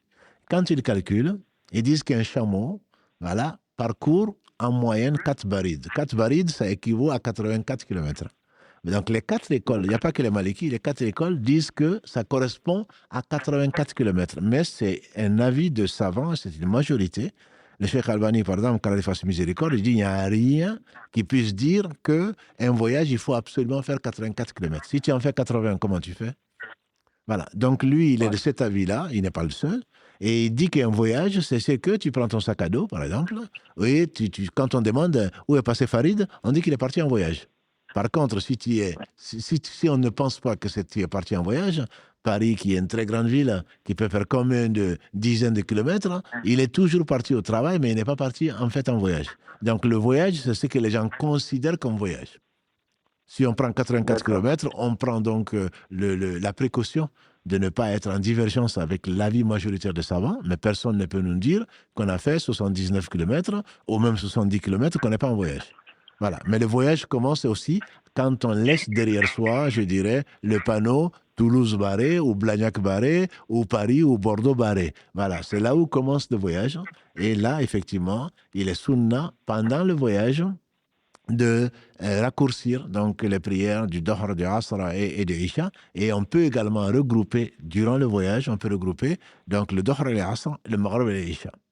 Quant au fait de passer, donc même quand on fait une nuit là où sa femme vit, les Malikis, en tout cas la vie existe chez les Malikis, c'est le fait de dire que en réalité, tu n'es plus en voyage. Tu es. Pourquoi Allah a permis, dans sa miséricorde, que d'alléger donc les fardeaux du voyageur. Parce qu'on ne mange pas quand on veut, on ne boit pas quand on veut, on n'a pas toujours un lit pour dormir, mais comme tu es chez toi, entre guillemets, tu es dans ta famille, ils disent que tu n'es plus en voyage. C'est un avis parmi d'autres. Celui qui veut le faire, il le fait, mais ce n'est pas une obligation, bien entendu, de le faire. J'espère, Inch'Allah, en quelques mots, avoir répondu à ce beau sujet-là. Ah oui, c'était Barakallahu fik, cher, parce que j'ai vu plein d'avis différents et je ne savais pas trop où me situer par rapport à ça. C'est vrai que quand on ne sait pas trop où donner de la tête, c'est un peu compliqué de bien se recentrer sur l'avis qui. Non, Barakallahu fik, je suis sûr que bon, ça intéresse plus que toi, ça intéresse beaucoup de monde. Et je renvoie donc à ce livre qu'on est en train de traiter actuellement les dimanches entre le Maghrib et l'Isha à la mosquée du Mirail, qui s'appelle donc La prière du voyageur du Cheikh Al-Qahtani. D'accord. Donc, si je résume, donc si je vais chez ma belle famille, que je passe ne serait-ce qu'une nuit là-bas, je suis plus compté comme statut de voyageur. Non, ta belle famille, non. Chez les Malikis, c'est chez ta famille, pas chez ta belle famille. Chez ta famille, c'est-à-dire que tu as une femme là-bas et donc qui s'occupe de toi comme tu t'occupes d'elle, et donc tu n'es plus comme un voyageur chez les Malikis. Mais ce n'est pas une condition, bien entendu, de ne pas faire la prière du voyage. D'accord. Jazakallahu khairan. Barakallahu fik. Alayka assalam wa rahmatullah. Une question sur laquelle j'aimerais bien revenir aujourd'hui, elle a été posée la semaine dernière en fait. Quand faire la prière de consultation, l'istikhara? Elle a attiré mon attention et je préférais y consacrer un peu plus de temps plutôt que d'aller très rapidement la semaine dernière, parce que vous avez beaucoup de questions, comme cette semaine d'ailleurs. L'istikhara, c'est quoi? La prière istikhara, c'est la prière de consultation. Il y a un petit livre qui est écrit également dessus qui s'appelle La prière de consultation, que je vous renvoie. Donc tout un livre écrit dessus. Jabir Ibn Abdullah, qu'Allah l'a ainsi que son père, il a dit que le prophète alayhi salam nous enseignait la prière istikhara comme nous enseignait les versets du Coran. Quand l'un d'entre vous décide d'entreprendre une affaire importante, qu'il fasse 2 rak'ah en dehors des prières obligatoires et qu'il dise ce que vous allez trouver, donc l'invocation. Mais l'esprit, c'est quoi? Parce que la question qui est posée, c'est avant ou après avoir lancé le projet. Ce que je veux préciser, c'est que le musulman n'est pas, il joue pas au loto, ni à la loterie. Ce n'est pas, non, je ne sais pas quoi faire, donc je vais faire 2 rak'ah. C'est pas ça. Il a dit, si l'un d'entre vous décide d'entreprendre une affaire, ça veut dire que tu as étudié l'affaire, que tu as consulté, que tu as fait l'étude de marché éventuellement, que tu as vu la moralité de cet homme ou de cette femme, de sa famille, etc., et que tu as décidé de lancer un projet de mariage avec cette personne, ou de travail avec cet associé, ou d'aller même au pèlerinage, ou de voyager, parce que c'est extrêmement important de choisir donc ses compagnons de voyage, etc., etc. Moi, je vais aller chercher du travail à Bordeaux ou je ne sais quoi d'autre. J'ai demandé, effectivement, il y a plus de travail, il y a plus de chances pour qu'on ait du travail là-bas, plutôt que d'aller en Indonésie ou je ne sais où. Donc, après avoir fait mon enquête, je suis convaincu que ça peut être un bon projet. Mais comme c'est Allah qui sait, parce qu'il est l'omniscient, il sait ce qui est, ce qui a été, ce qui sera, ce qui n'a pas été, si ça avait été. Donc, je lui fais confiance. Moi, je pense qu'il y a du bien dans ce mariage. C'est une femme, masha'Allah. C'est un frère, masha'Allah. Mais derrière ça, dans l'union de deux, masha'Allah, il se peut que Allah, subhanahu wa ta'ala, qui sait tout, sait que dans l'union de ces 2 personnes, de qui on ne pense que du bien, ils sortent quand même du mal. Et donc on demande à Allah, c'est vraiment cette personne, sur sa piété, sur le reste, sur son éducation, c'est cette personne que j'ai choisie. Mais toi, tu sais, le visible et l'invisible. Et donc, je te demande à ce moment-là, je fais 2 rakas, je dis s'il y a du bien dedans, donne-la moi, du bien dans ce bas monde et dans l'au-delà. Accorde-moi la satisfaction donc, de ce projet. Et si il y a du mal dedans, écarte ce projet de moi et moi de ce projet et donne-moi mieux, puisque toi, tu sais tout. Voilà en résumé le sens donc de l'istikhara. Ce n'est pas je ne sais pas quoi faire, je me lève le matin, ben je vais dire oh Allah, premièrement, c'est pour des choses qui sont permises. Tu ne vas pas dire oh Allah, je ne sais pas si je vais prier ou pas, je ne sais pas si je vais jeûner ou pas. Non, ce sont des choses qui ne sont pas des obligations, ce sont des choses dont on a besoin et on se rappelle Allah, c'est le fait de mettre sa confiance en Allah. Moi, je pense savoir, mais Allah sait. Allah sait tout. Donc, ne serait-ce que ça, comme me disait une sœur il n'y a pas si longtemps que ça, on lui a demandé la main, finalement ils ont renoncé. Elle dit, ça ne m'a même pas fait mal. Je trouve ça beau. Parce qu'autrement, ce sont des racistes. Hein. C'est à cause de la belle-mère, c'est à cause de ceci. Mais quand tu sais que le projet, je pense qu'il est bon, mais si Allah l'a écarté finalement, parce que la belle-mère a dit que non, ce n'est pas, je ne veux pas de cette fille, ou parce que le beau-père, non, comme les sœurs souvent reviennent, et c'est injuste, ces histoires de caste, et d'autres en train de dire on n'est pas de la même caste. Au paradis, on ne va pas dire que les castés, que les non-castés rentrent, les nobles, chez Allah, c'est le plus pieux. Donc qu'on arrête de rajouter à cette belle religion des choses qui n'en font pas partie. Qu'on arrête de se baser sur ces justes coutumes et empêcher le bonheur des gens dans ce bas monde. Mais je conseille à mes frères et sœurs d'être patients et de prier. Et parce que le bonheur, le vrai bonheur, ce n'est pas dans ce bas monde-là. C'est une épreuve, certes. Les personnes sont injustes. Mais est-ce que c'est une raison pour aller à l'encontre donc de décisions de père et mère ou d'autres choses? Ça, c'est une question que je pose. J'ai dit simplement c'est injuste. Parce que le critère doit être la piété. Mais ce n'est pas. Donc moi, je pense que c'est l'épouse idéale. Parce que c'est généralement pour cela qu'on fait l'istikhara. En général, certains le font qu'une fois dans la vie. C'est pour se marier. Mais l'istikhara, disais-je, on doit le faire pour toutes choses importantes. A dit Jabir, le prophète nous enseignait. Donc, l'istikhara, comme nous enseignait les versets du Coran, si l'un d'entre vous, a-t-il dit, alayhi salatu wassalam, en décide d'entreprendre une affaire importante, ce n'est pas que le mariage. Voilà, donc on le fait toujours après avoir défini le projet, ses contours, après avoir fait une étude de marché, entre guillemets, et à ce moment, on a décidé, on fait 2 rakas, et le résultat n'est pas un rêve. Satan peut venir dans le rêve pour te tromper. Le résultat, c'est que ce n'est pas non plus un cœur qui s'apaise, comme on l'entend parfois. Non, mon cœur n'est pas apaisé avec. Non, c'est que tu décides d'entreprendre une chose, ça veut dire que tu as décidé, mais avant de faire quoi que ce soit, tu te mets ta confiance en Allah. Alors à ce moment-là, tu fais 2 rakas, et ensuite tu vas demander la main. Ensuite, tu vas vouloir y aller. L'avion, le vol est annulé, ou le train a été annulé, ou je ne sais quoi d'autre. Tu sais que c'est du bien. Pourquoi? Parce qu'Allah a décrété ainsi. Et tu auras la récompense, même si tu n'as pas pu réaliser ce projet-là. Donc, je voulais insister un peu dessus parce que c'est une question récurrente qui vient et que beaucoup de frères et beaucoup de sœurs interprètent mal, à mon sens, pour ce que j'ai compris. On attend un rêve. Oui, mais c'est pas clair. Voilà. Donc, j'ai fait l'istikhara 1 fois, 2 fois, 7 fois, mais c'est pas clair. C'est toi qui n'es pas clair. Donc, ton esprit n'est pas clair parce que tu ne sais pas à qui tu demandes, tu ne sais pas pourquoi tu demandes. Si tu sais à qui tu demandes, c'est Allah subhanahu wa ta'ala. Et qui, s'il avait voulu, il t'aurait amené la chose sur un plateau. C'est une épreuve pour toi et un test pour toi, pour savoir si vraiment tu lui fais confiance ou pas, ou alors si tu veux suivre tes passions. Voilà donc une façon d'adorer Allah subhanahu wa ta'ala qu'il aime et qu'il agrée. Alors oui. Oui, salam alaikum. Wa alaykum salam wa rahmatullah. Barakallahu fikum, subhanallah, merci pour tout ce que vous faites. Allah vraiment, je dirais que c'est même indispensable maintenant que je vous écoute parce que sinon ça va pas. Subhanallah. Barakallahu fikum. Allah yabarik. Dites-moi, oui. vous parlez de ça, istikhara, mais bon, j'avais d'abord une question, mais est-ce que je peux vous dire par rapport à istikhara, oui. Vous venez de dire, enfin j'ai bien compris, mais il y a eu beaucoup de, comment dire, j'avais beaucoup de personnes qui étaient vraiment, qui exagéraient sur istikhara et qui disaient istikhara tu feras, regret tu n'auras pas, ou alors la phrase moi de toute façon j'ai fait ça istikhara, oui. je sais que un peu comme si tout ira bien derrière. Oui, absolument. Voilà. Tu as raison, c'est vrai. C'est vrai que j'ai entendu ça. Non, oui. mais cette phrase, c'est vrai. tu n'auras pas de regrets.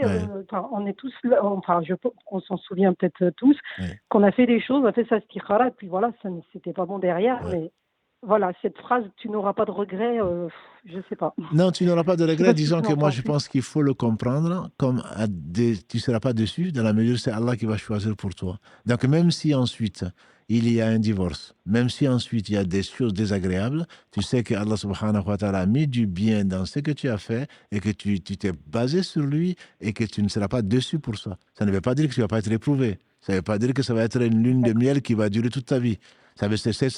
Parfois, effectivement, j'entends. Oui, mais pourtant, j'ai fait istikhara. Et alors, l'istikhara, ça veut dire, c'est un tampon pour dire que si je fais l'istikhara, c'est sûr, je gagne à tous les coups. Si c'était comme ça, je pense que la vie... Voilà, c'est pas du tout ça. Par contre, tu ne vas pas le regretter parce que tu as mis ta confiance en Allah. Alors, si on le prend comme ça, certainement, tu ne dois pas le regretter, je dirais, plutôt que tu ne vas pas le regretter. Tu ne dois pas le regretter parce que tu as mis la chose entre les mains de celui qui sait tout et qui est le plus miséricordieux des miséricordieux. Moi, je le prendrais comme ça plutôt. Oui, voilà, c'est bien. Tu ne dois pas le regretter. Là. Question... Oui. Alors, ma question, la dernière fois, je ne sais pas quel dar j'ai écouté, il y avait une personne qui avait regretté d'avoir fait un faux témoignage. Oui, tout à fait. Je crois qu'on appelle ça shahadat az-zur en arabe. Tout à fait. Alors du coup, j'en parlais avec une proche, oui. et puis je me suis souvenu que voilà, on fait tous des erreurs. On avait fait une fausse déclaration à l'assurance pour être remboursé ou voilà, ou d'autres voilà. Donc moi, ma sœur m'a dit non, ça aussi, ça fait partie du faux témoignage parce que tu témoignes du faux et voilà, ça en est suivi un débat. Oui. Moi, je lui dis non, c'est juste qu'on a fait une fausse déclaration, on a menti.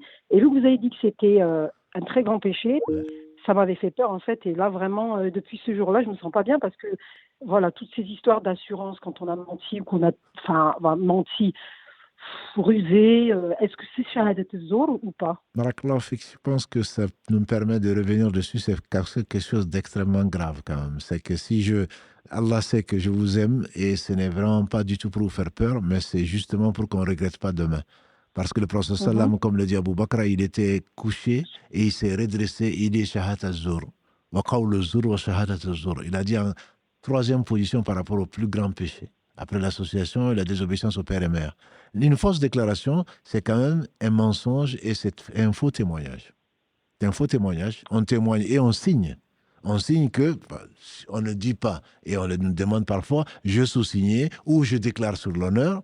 Donc, quelque part, on déclare. On déclare un sinistre et on passe effectivement à arnaquer la CAF, arnaquer ceci et cela. Si on peut l'éviter, il faut l'éviter parce que je crains malheureusement qu'on le paye au jour du jugement dernier. Et si on l'a fait, il faut regretter.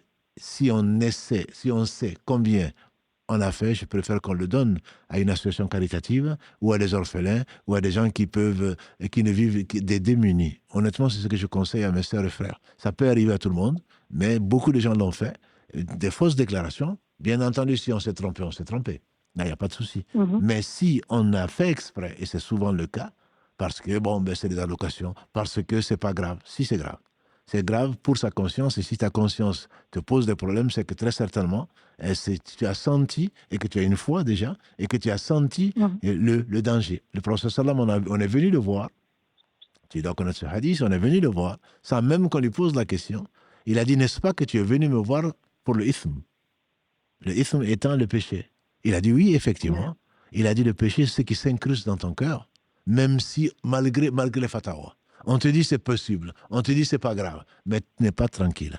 Si tu n'es pas tranquille, c'est qu'il y a un problème. Et donc je pense que c'est ton cas et c'est le cas de beaucoup en tout cas. Je pense qu'il faut essayer d'apaiser son cœur, notamment en essayant de réparer ce qu'on peut réparer. Effectivement, parce que souvent les gens aussi, toute personne qui fait ce genre, ils vont se reconnaître. Souvent on dit oui, mais les assurances, je les paye pendant je ne sais combien de temps, ils m'en prennent déjà beaucoup et c'est pas grave si maintenant je vais ruser un peu pour qu'ils puissent me rembourser ma vitre cassée ou que ça soit l'assurance de la maison. Voilà, on se trouve des excuses. Quand si je les paye, c'est que j'ai contracté. Si j'ai contracté, les musulmans sont soumis à leur contrat. Si je signe, c'est que je suis d'accord avec. C'est pour cela d'ailleurs qu'il ne faut pas signer n'importe quoi. Même si je signe, par exemple, que moi je prends normalement, je suis sûr que je ne vais pas avoir d'agio, mais je le signe quand même parce que ça veut dire que je suis d'accord que si je suis en difficulté, qu'on va me prêter et avec intérêt, etc., et même ça, c'est interdit. Voilà. Donc, ce n'est pas le fait de le faire ou de ne pas le faire. Moi, j'ai signé un contrat d'assurance ou d'autre chose, ça veut dire que je respecte les termes du contrat. Si je ne respecte pas les termes du contrat, c'est que j'ai triché. Et les tricheurs, au jour du jugement dernier, auront un drapeau en disant voilà le tricheur. Donc, il faut simplement il faut raisonner un tout petit peu. Est-ce qu'on aimerait, Très bien. voilà, est-ce qu'on aimerait que notre partenaire, notre femme, notre mari, notre frère, quelqu'un qui va nous tricher? Non, on n'aimerait pas, donc il ne faudrait pas le faire, tout simplement. Donc, vaut mieux que je donne la somme qu'il m'avait donnée pour réparer en sadaqa. Mais c'est ce que je te conseillerais, et qu'Allah te bénisse. Allah yabarak ma sœur. Jazakallah khairan. Salam alaikum. Alayki salam wa rahmatullah. Donc, parmi les questions posées, par rapport au witr, je sais que pour certains, ils savent, est-ce que c'est normal de faire un chef al-witr avec une seule raka, avec un seul salam plutôt? Chef al-witr, on a dit, ce sont des inventions. C'est le witr. Allah est un, il aime l'impair, a dit le prophète sallam. Si vous voulez conclure dans la journée, c'est le maghrib, on conclut par un. C'est pour ça qu'il y a 3 rakas, et dans la nuit, on conclut par un, et donc c'est ce qu'on appelle le witr. Le prophète sallam en faisait 11 ou 13. Donc, parce que c'est 2, 2, 2, 2, 2, il dit, donc père, et si on craint que le fajr ne rentre, on conclut par 1. Et si on n'est pas sûr de se réveiller, on fait le witr, et ensuite on se couche. Donc là, on peut le faire. Le prophète sallam, il lui est arrivé de faire 3 rakas avec un seul salam. Mais ce qu'il faut savoir, ce qui est surrogatoire, c'est que vous appelez chef le witr, c'est qu'on ne doit pas le faire comme le maghrib. C'est-à-dire, quand tu fais 2 et 1, tu ne dois pas faire 2 et faire le tashahoud, se lever, faire 1 et faire le tashahoud comme tu le ferais dans le maghrib. Le prophète, alayhi salatu wassalam, il lui est arrivé de faire les 3 dans les 3. Il a fait une première raka, Fatiha et Surah. Deuxième raka, Fatiha et Surah. Troisième raka, Fatiha et Surah. Ensuite, il s'est assis, il a fait le tashahoud, il a fait la prière Ibrahim, il a dit salam alaikum. C'est possible, même si ce n'est pas la façon la plus courante qu'il ait faite, alayhi salatu wassalam. La plus courante, c'est de faire 2, 2, 2, 2, 2. Et quand on veut terminer, on termine par 1. Donc, on va prendre une autre question, Inch'Allah, écrite. En attendant,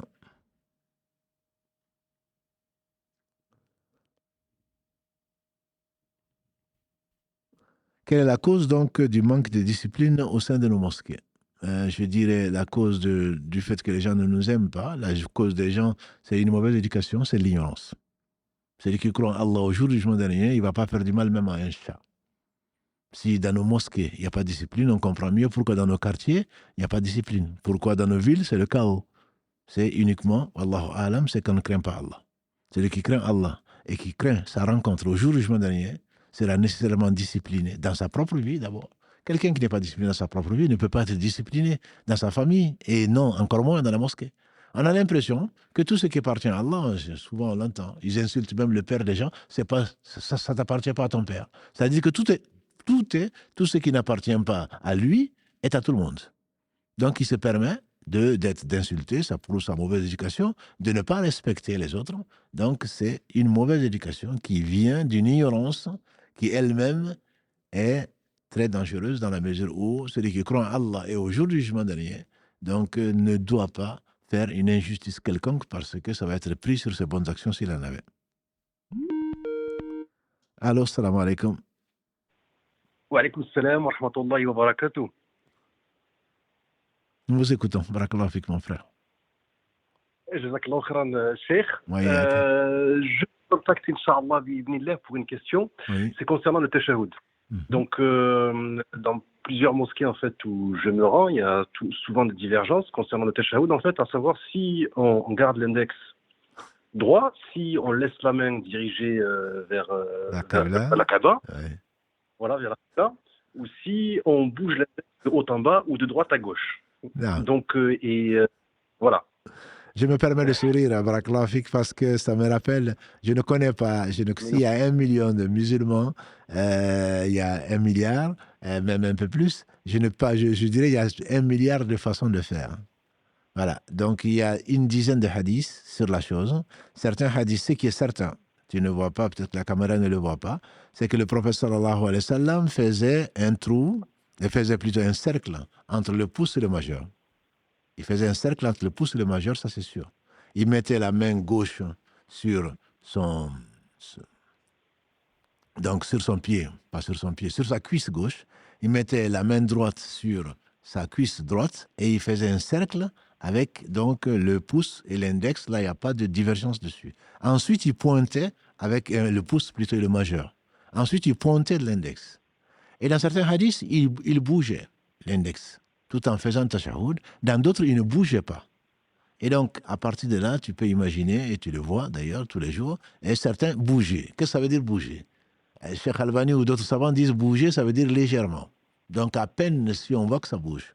D'autres disent non, bouger, c'est bouger. Puisqu'on disait qu'il bougeait, ça veut dire qu'on le voyait bouger. Donc, ils le font. Il y en a qui le font lentement.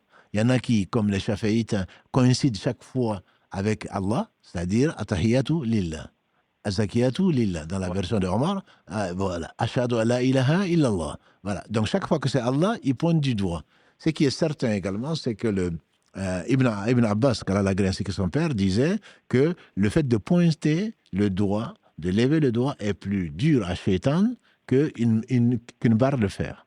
Donc du coup, certains font de droite. Voilà, certains font de droite à gauche, d'autres de gauche à droite, d'autres font un cercle. C'est pour ça que je ne pourrais pas. Moi, j'ai passé, entre nous, une confidence. Moi, j'ai passé 1 an à chercher sur cette question. Voilà. Et donc, je ne vais pas te dire ma réponse parce que j'ai opté pour le fait d'être tranquille, de me baser sur quelque chose parce que Shaitan, il mange. Il va nous manger notre prière. On va commencer par ça. Ensuite, on va bouger à gauche. Ensuite, à droite. Ensuite, on fait un cercle autour de la Kaaba. Donc, moi, je te conseille une chose, mon frère. S'il y a une divergence, c'est qu'Allah subhanahu wa ta'ala a voulu que chacun prenne une responsabilité. Et surtout, le plus intéressant, le plus important dans la prière, c'est la concentration. Choisis une façon de faire et ne t'occupe pas du reste. C'est mon conseil. Jazakallah khairan, oui, parce qu'en fait, si vous voulez, quand on arrive dans une mosquée, il y a souvent quelqu'un qui nous voit qui nous dirait il ne faut surtout pas bouger le doigt. Absolument. C'est ce qui me fait sourire. Et je t'ai dit, je ne connais pas 2 musulmans faisant le tashahhud de la même façon. Je n'en connais pas. Voilà. Donc c'est pour cela, pour apaiser ton cœur et pour pouvoir te concentrer sur ce que tu vas dire dans le tashahhud, c'est bien plus important. Choisis une façon de faire. Et si tu veux savoir comment moi je le fais, je te le dirai, mais après. Jazakallah khairan, barakallahu fik. Allah yabarak fik, mon frère. Alayka assalam wa rahmatullahi wa barakatuh. Une question donc qui est venue. Mon mari insiste pour acheter un appartement au Maroc avec la finance islamique, donc Mudaraba. Il est parti jusqu'au Maroc pour se renseigner auprès de cette banque, donc je ne vais pas citer. Mais pour moi, chaque banque islamique ne prête sans intérêt, aucune banque islamique plutôt ne prête sans intérêt, et j'ai peur de la colère d'Allah subhanahu wa ta'ala, tu as bien raison. Alors s'il vous plaît, pouvez-vous nous répondre dessus? En faisant mes recherches dessus, j'ai vu que le principe était halal, mais le contrat de certaines banques proposées n'était pas compatible avec le financement. En effet, c'est une des façons, notamment en Europe, de pouvoir acheter une maison, puisque l'avis, et j'insiste, n'en déplaise à ceux qui ont déjà acheté avec intérêt, l'avis qui permet d'acheter sa maison principale avec intérêt est un avis qui est extrêmement minoritaire. Je n'ai pas fait de statistiques, mais c'est minimum, c'est au maximum plutôt 1%, je dirais. La plupart des savants disent que c'est interdit. Et c'est la guerre qu'Allah déclare. Donc Allah nous en préserve. Ensuite, il y a effectivement donc le fait qu'on voit le bien, on le montre à une banque islamique ou avec ce label, qui l'achète et ensuite qui nous le vend, bien sûr, pas au même prix, et donc qui le vend parce que c'est du commerce. Est-ce que ceci est permis ou pas? Le principe, effectivement, est légal dans l'islam. Quelqu'un, tu le vends et c'est du commerce. Ce n'est pas une vente à intérêt. Simplement, ça dépend donc de ce qu'ils appellent le Sharia Board. Chaque banque dite islamique a un Sharia Board, c'est-à-dire qui s'entoure de savants qui leur disent ça c'est permis, ça c'est pas permis. En fonction donc de la composition de ce Sharia Board, de ce comité entre guillemets de conseil, la décision dépend de cela. Ce qui est certain, c'est qu'on ne doit pas t'obliger. Ça, c'est ce que les savants disent, c'est la position la plus correcte à mon sens. On ne doit pas t'obliger à dire le bien, je l'ai acheté, donc tu es obligé de l'acheter. Ça, c'est interdit. Parce que là, ça devient vraiment de l'injustice et ça, c'est interdit. Par contre, si ce bien qui valait 300 000 euros, il l'achète, il te le vend à 320 000 euros pour gagner 20 000 euros parce que c'est un commerçant, il veut bien avoir des bénéfices, tu es en droit de négocier. Moi, 300 000, 20 euros, je ne te l'achète pas. Par contre, 310 000, je veux bien. Et qu'ils te le vendent, ça c'est permis. Ça, c'est permis. Donc, ça dépend du Sharia Board et chaque banque islamique a quelque chose de particulier. Bien sûr, il faut le faire en fonction des compétences donc, de ces personnes qui forment cela et non pas à cause de des affinités plutôt. Puis-je interdire à mon mari de porter un vêtement ou un accessoire haram? Tu ne peux pas lui interdire, mais tu dois fortement le déconseiller de le faire. Tu peux lui dire, tu ne vas pas lui donner un ordre, tu vas lui dire, ça, ce n'est pas. Ça, c'est pas ce qu'Allah aime. Ça, c'est ce qu'Allah interdit. Pour ton bien, pour le bien de ta famille, si tu veux une baraka, obéis à Allah et tu te contenteras de peu et il te bénira dans ce bas monde et dans l'au-delà. Tu essaies de le sermonner en commençant déjà à lui montrer le bon côté et donc l'amour d'Allah subhanahu wa ta'ala. Et ensuite, s'il refuse, c'est pas à toi de le payer en tout cas, si tu sais qu'il va sortir avec. Le lui interdire, je ne pense pas que tu puisses le lui interdire, mais tu ordonnes le bien et tu interdis le mal, et c'est ce qui a fait de cette communauté la meilleure communauté suscitée pour les gens, comme Allah subhanahu wa ta'ala nous l'a accordé. Une autre question, donc en attendant, quel comportement face à un père qui méprise ouvertement sa femme et ses enfants? Il faut prier pour lui. Mon conseil, il faut prier pour lui. Le prophète sallam a dit qu'aucun d'entre vous ne méprise sa compagne ou ses femmes. S'il voit en elle des choses qui ne lui plaisent pas, qui lui déplaisent, qu'il voit ses qualités. Et elle en a. Méprisez, le prophète a interdit. Ne vous méprisez pas, ne vous détestez pas, ne faites pas les surenchères. Le musulman est le frère du musulman. Que dire alors? Le mari est le frère forcément de son épouse. C'est celle qui s'est donnée à lui, c'est celle qui le supporte. Mépriser est certainement très, très, très mauvais signe pour cet homme. Il faut prier pour lui. Parce que son cœur est malade et ce qu'il fait, c'est certainement de l'injustice. Il n'est probablement pas mieux que ce qu'il méprise. Comme Allah dit subhanahu wa ta'ala dans la sourate 49, Ya ayyuhalladhina amanu, la yaskharu qawmin min qawm. Asa an yakunu khayran minhum. Wala nisa'un min nisa, asa an yakunna khayran minhun. Ou vous les croyants, qu'un peuple, ou que des hommes, ou que des gens plutôt, ne se moquent pas d'autres gens. Et qu'il se peut que ceux qui se moquent soient moins que ceux dont on se moque. Et que les femmes ne se moquent pas d'autres femmes, il se peut que celles dont on se moque soient meilleures de celles qui se moquent. Donc dans l'islam, ce n'est vraiment pas, c'est pas une mince affaire. Considérez l'autre. Quand on a dit le prophète sallam, la yu'minu ahadukum hatta yuhibba li akhihi ma yuhibbu li nafsi. Aucun d'entre vous ne sera véritablement croyant s'il n'aime pas pour son frère ce qu'il aime pour lui-même. Est-ce qu'il aimerait ce père qu'Allah le guide? Est-ce qu'il aimerait que l'on le méprise? Certainement pas. Et donc il n'a pas à mépriser les autres, et encore moins les autres donc qui le supportent. Wallahu a'la wa a'lam. Donc ici, est-ce que le ghusl est obligatoire chaque vendredi? Est-ce que le ghusl est obligatoire chaque vendredi?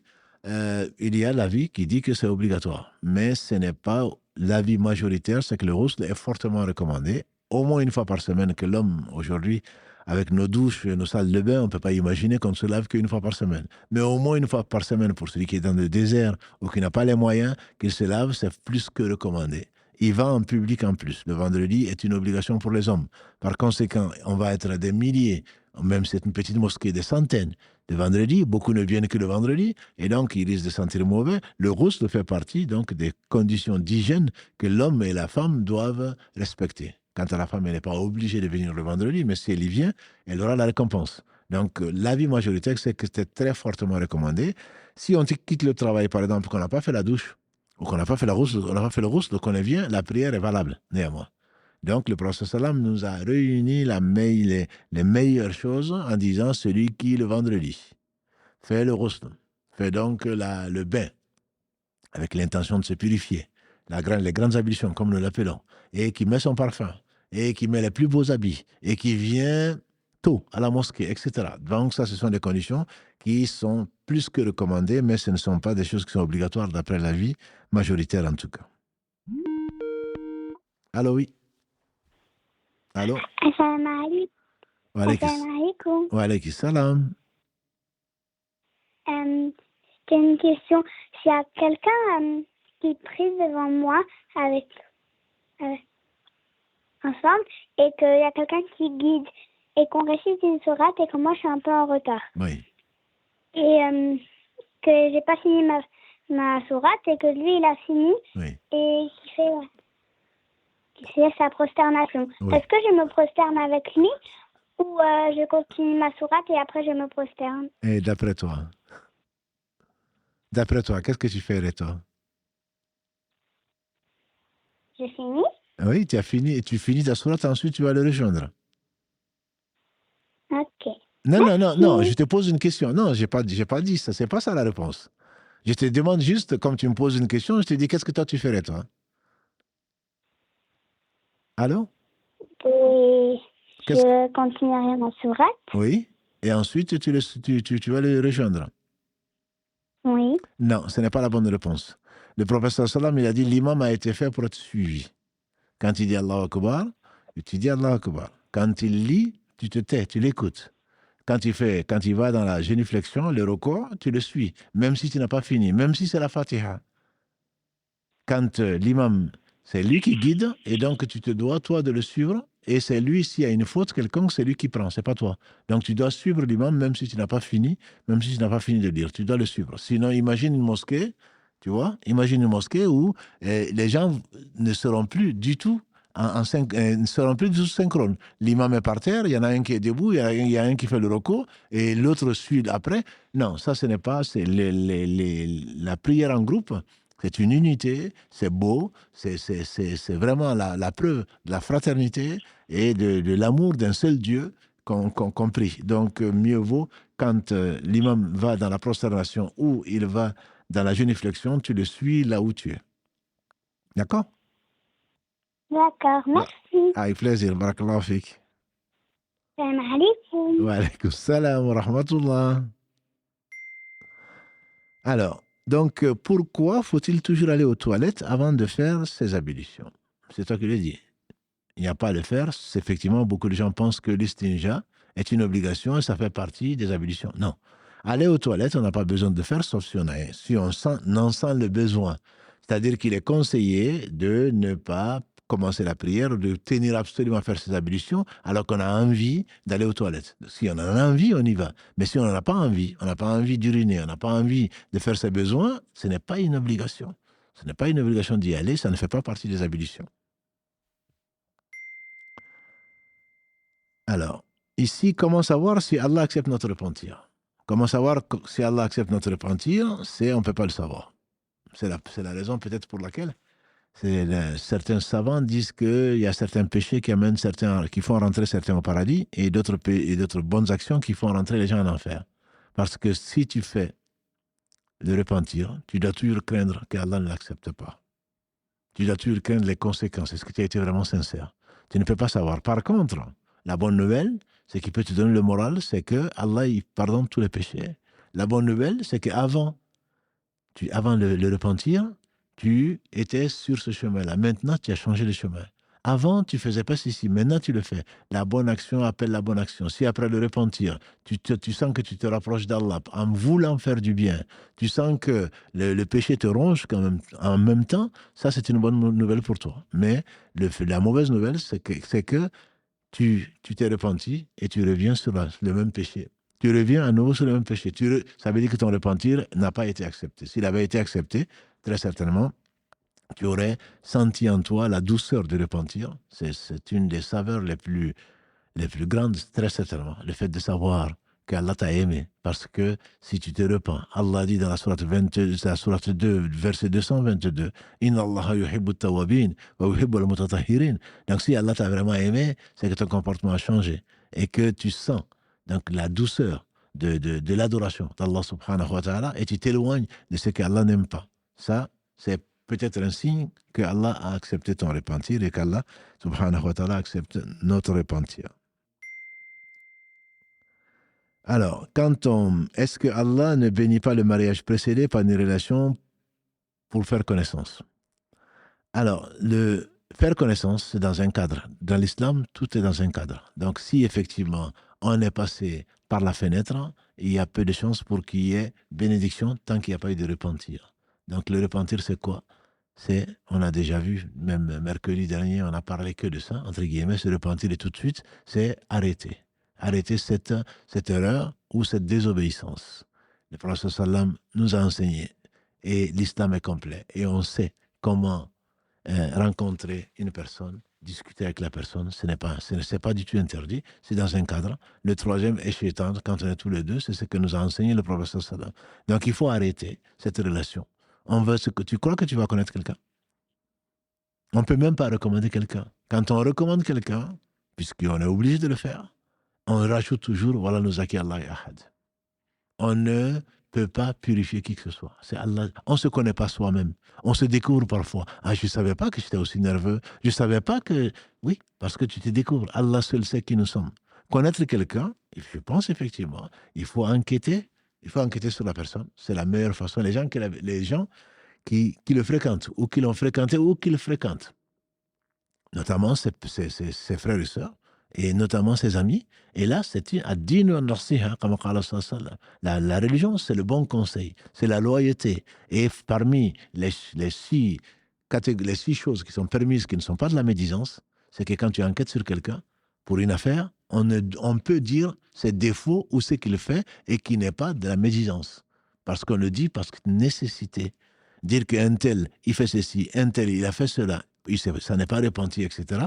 Ça sont des choses qui sont obligatoires si on te pose la question, même si son propre frère. Cacher les choses, c'est de la tricherie. Et donc, il faut le dire, même si son propre frère, sa propre sœur, même si c'est soi-même, il ne faut pas tromper. Et quand on veut se marier en général, on ne montre que les bons côtés, on cache qu'on est drogué, on cache qu'on vit de haram, on cache ceci, on cache cela. Ça, c'est de la tromperie et ce n'est pas permis. C'est un péché, et quel grand péché que donc de tromper les musulmans en particulier. Alors oui. Est-ce que vous pouvez neutraliser? Allô, ici, vous pouvez éteindre, s'il vous plaît, votre... Oui, c'est fait. Salam alaikum, cher. Alaykoum salam, traquette. Ok, avant tout, merci beaucoup pour ce que vous faites. Vous êtes un cadeau pour la communauté. On fait des doigts pour vous, qu'Allah augmente votre connaissance et votre sagesse. Amen. Et qu'Allah nous réunisse dans son Firdaus. Amen. Cher, j'ai une question. Oui. J'ai pour habitude de faire le Qiyamul Layl, alhamdulillah. Moi, ce que je fais, après Isha, je fais 2 rakats et ensuite je vais dormir. Oui. Et quand je me réveille, je fais mes rakats, soit je fais 2, soit je fais 4, soit je fais 6, ça dépend de la fatigue. Oui. Et je conclue par la dernière, donc l'une du soir que je n'ai pas faite. Oui. Donc je ferme avec les unes. Oui. Ce matin, subhanallah, je me suis réveillée tard parce que là, vu que Isha s'est rallongée, Oui. donc j'ai fait Isha, je me suis rendormie, je me suis réveillée à 6 heures. Subhanallah, pour faire ma prière de Fajr, qu'Allah me pardonne. Oui. Donc, ce que j'ai fait, je crois que j'avais déjà suivi l'un de vos directs. Oui. Vous avez dit quand on se réveille, il faut faire l'obligation avant de faire ce qui n'est pas obligatoire. Donc, ce que j'ai fait directement les 2 rakats de Fajr, ou l'obligatoire, celle qui était obligée. Oui. Et après, j'ai fait 2 rakats et j'ai fermé par la dernière lune. L'impair, comme vous avez dit, Allah, il est un, donc il aime quand on conclut tout par un. Et c'est ce que j'ai fait ce matin. Donc, quand je me suis réveillée, j'ai fait les 2. Oui. L'obligation, j'ai fait mes zikrs, j'ai fermé par Fatiha. Oui. Et après, j'ai fait 2 plus 1. Est-ce que j'ai bien fait? Ce que tu faisais avant, quand tu te réveilles à l'heure, est très bien. C'est ça la sunna du prophète. Par contre, aujourd'hui, tu es réveillé à 6 heures. À quelle heure le soleil se lève, là où tu vis? À quelle heure? Je suis à Paris. Suis à Paris. Donc, le soleil, le chourouk, il est à quelle heure? Je ne vais pas regarder. Parce qu'ici à Toulouse, le chourouk, il est plutôt à 6h, 6h50 par là, 6h50. Donc, si tu te lèves à 6 heures, tu n'es pas en retard. Tant que le soleil ne s'est pas levé, tu n'es pas en retard. Comme tu as l'habitude, alhamdoulilah, de faire qiyamul layl, de faire tahajjud, si tu vois le temps, s'il te reste le temps de faire le witr que tu fais d'habitude, de faire le fajr, les 2 rakats surrogatoires et de faire l'obligatoire avant que le soleil ne se lève, tu le fais dans cet ordre-là. Par contre, si tu t'es levé après le lever du soleil, là c'est autre chose. Tu vois, imagine que tu t'es levé à 7 heures.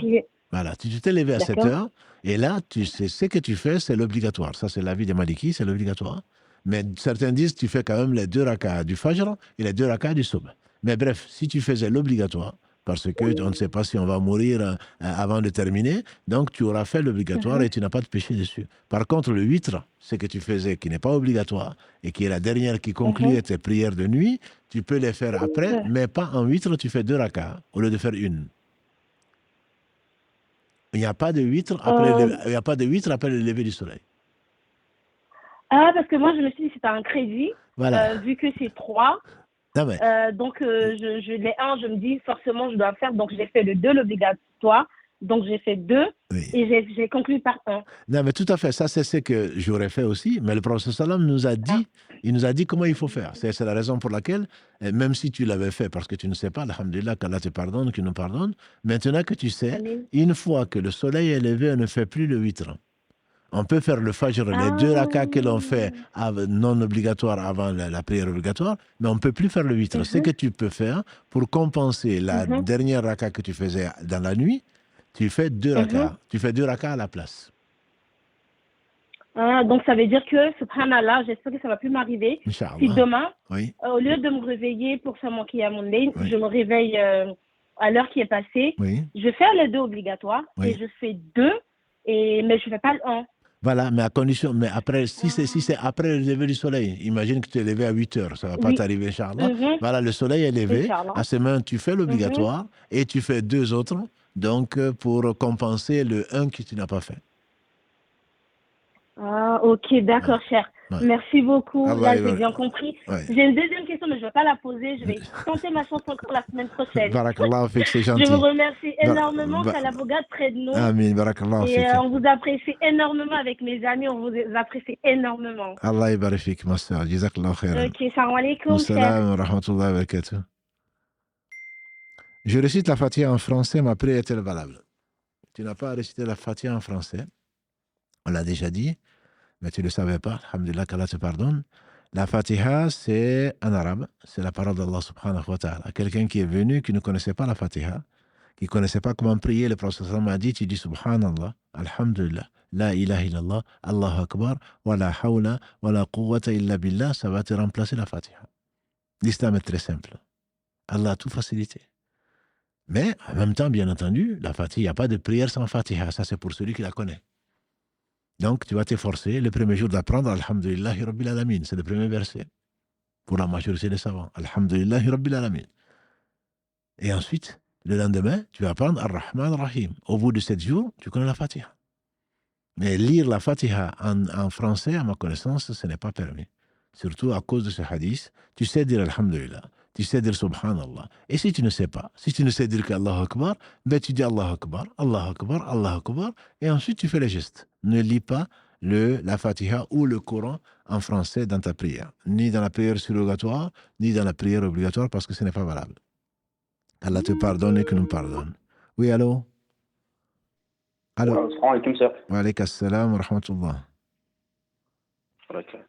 Yanni, certes, moi, ma question, c'est de savoir, ainsi que si le sien, il a touché les nez sur les habits. Oui. Et normalement, on ne peut pas prier avec ça, il faut qu'on les lave.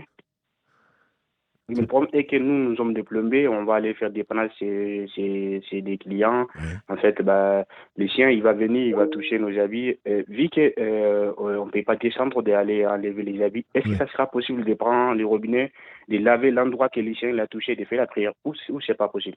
Mais justement, il y a certains qui disent que tout le chien est pur. Donc, même sa bave et le reste, c'est pur. On ne va pas partir sur cette hypothèse-là. Oui. On va partir de l'école qui dit que la bave de chien est impure. Il te suffit, mon frère, de prendre de l'eau, de ne même pas sortir l'habit, de prendre de l'eau et de laver la partie. Même que tu portes dans ton habit de plombier, tu peux juste laver cette partie-là, tu fais ta prière. Il n'y a pas de problème. D'accord. Il n'y a pas de problème. Quand on parle de 7 fois et la 8e fois avec la poussière, etc., ça c'est un plat. Les savants sont unanimes dessus, ça c'est un plat. C'est quand le chien a mangé dans un plat, il faut le faire. Mais les habits et le reste, tu peux quand tu arrives chez toi, tu le mets dans la machine, c'est aussi valable. Il n'y a pas de nombre de fois ni quoi que ce soit. Tu laves la partie où tu penses qu'il y a la bave et ton vêtement devient pur et tu peux prier avec. C'était ça ma question. Allah yarfik, mon frère. Assalam wa rahmatullahi wa barakatuh. Une femme divorcée peut-elle se marier en présence du fils majeur comme tuteur? Oui. Oui, mais son tuteur, c'est son père. Si son père est décédé ou ne veut pas, c'est son fils qui passe automatiquement majeur. Et j'en profite d'ailleurs pour dire à nos frères et à nos sœurs de ne pas empêcher leur mère de se remarier. Voilà. Parfois, ils sont jaloux parce que leur père a divorcé de leur mère ou est mort surtout. Ils ne veulent pas que leur mère se remarie. Et ça, c'est un manque de respect pour la mère. Elle a des besoins, elle a besoin de compagnie. Et toi, tu vas quitter ta mère, tu vas l'abandonner pour une autre femme ou pour un autre mari, etc. Tu veux que ta mère reste et meure comme ça, célibataire. Non. Donc, elle peut se marier, elle doit même se marier si elle en sent le besoin. Du temps du compagnon du prophète sallallahu, le prophète sallallahu, à part Aïcha, toutes ces femmes étaient des femmes qui étaient veuves en général. Voilà. Donc, c'est permis. C'est permis. Et ce n'est pas parce qu'elle est veuve ou divorcée qu'on ne va pas l'épouser, contrairement à ce que nos parents parfois imposent. Non, moi, mon fils n'épouse qu'une femme qui est vierge, etc. C'est son droit. Mais le prophète sallallahu, celle qu'il a épousée, d'après le récit le plus courant, elle avait 40 ans, lui en avait 25. Voilà. Donc, il ne faut pas mettre des critères dans l'islam qui ne sont pas les critères. Pourtant, c'est l'une des 4 meilleures femmes que la terre a portées, Khadija, notre mère. Il est au paradis. Voilà. Donc, ce n'est pas une question de... Je dis ça parce que je sais que beaucoup de sœurs divorcées souffrent de cette discrimination, notamment de la part de la belle-mère ou d'autres. Voilà. Les gens vont préférer des femmes qui n'ont jamais été mariées. C'est leur choix. On le respecte. Mais ce n'est pas parce qu'elle a été divorcée. Tu dois enquêter, bien sûr, pourquoi elle a été divorcée. Si c'est par son mauvais caractère, tu choisirais une autre. Mais si c'est parce que monsieur n'est pas parfait, comme chacun d'entre nous, si c'est la faute d'un tel, et même d'ailleurs, si elle s'est repentie, elle a montré les signes de se repentir, il n'y a pas de raison, tout le monde coule Adam Khatta, comme Allah sallallahu. Tout fils d'Adam est soumis à l'erreur. Elle a fait une erreur, ou elle a fait des erreurs, elle est revenue, elle a prouvé effectivement que son repentir était sincère. Il n'y a pas de raison pour que tu la condamnes, pour l'éternité. Donc son fils majeur, effectivement, peut être son tuteur. Si son père refuse qu'elle se marie, ça aussi, ça peut arriver. Le père dit, mais tu as été divorcé, et donc c'est fini. Moi, je ne veux plus être ton tuteur. C'est si tu veux, papa. Elle a un fils qui est grand et qui peut être son tuteur. Sinon, elle a un frère. Elle a un frère qui veut du bien pour sa sœur, qui même lui cherche un mari, c'est ce que je conseille d'ailleurs, même qu'il lui cherche un mari, il trouve le meilleur candidat, il lui propose. C'est elle qui choisit, bien sûr. Parce qu'on ne doit pas marier une femme qui a déjà été mariée, donc soit qui est divorcée, soit qui est veuve, sans son consentement, elle doit explicitement se prononcer sur le cas qu'on lui présente. Voilà, ça c'est le hadith du prophète sallallahu alayhi wa sallam et son comportement, alayhi salatu wa sallam. Allô, oui. Allô. Salam alaikum. Wa alaykum salam wa rahmatullah. C'est bien. Alors, là, donc, je ne sais pas si la question a déjà été posée. Si c'est le cas, je m'en excuse. Non, pas de problème. Ce qui se passe en ce moment, on entend qu'il y a beaucoup de musulmans français qui partent vivre à l'étranger pour mieux vivre. Et j'aimerais avoir, en fait, tout simplement votre avis dessus. Est-ce que vous conseillerez de partir si on en a les moyens, ou en tout cas de réfléchir à partir dans un pays plus tolérant, ou bien de se battre, entre guillemets, pour ses valeurs et rester ici, surtout quand on est converti et qu'on a toute notre famille ici en France. Voilà.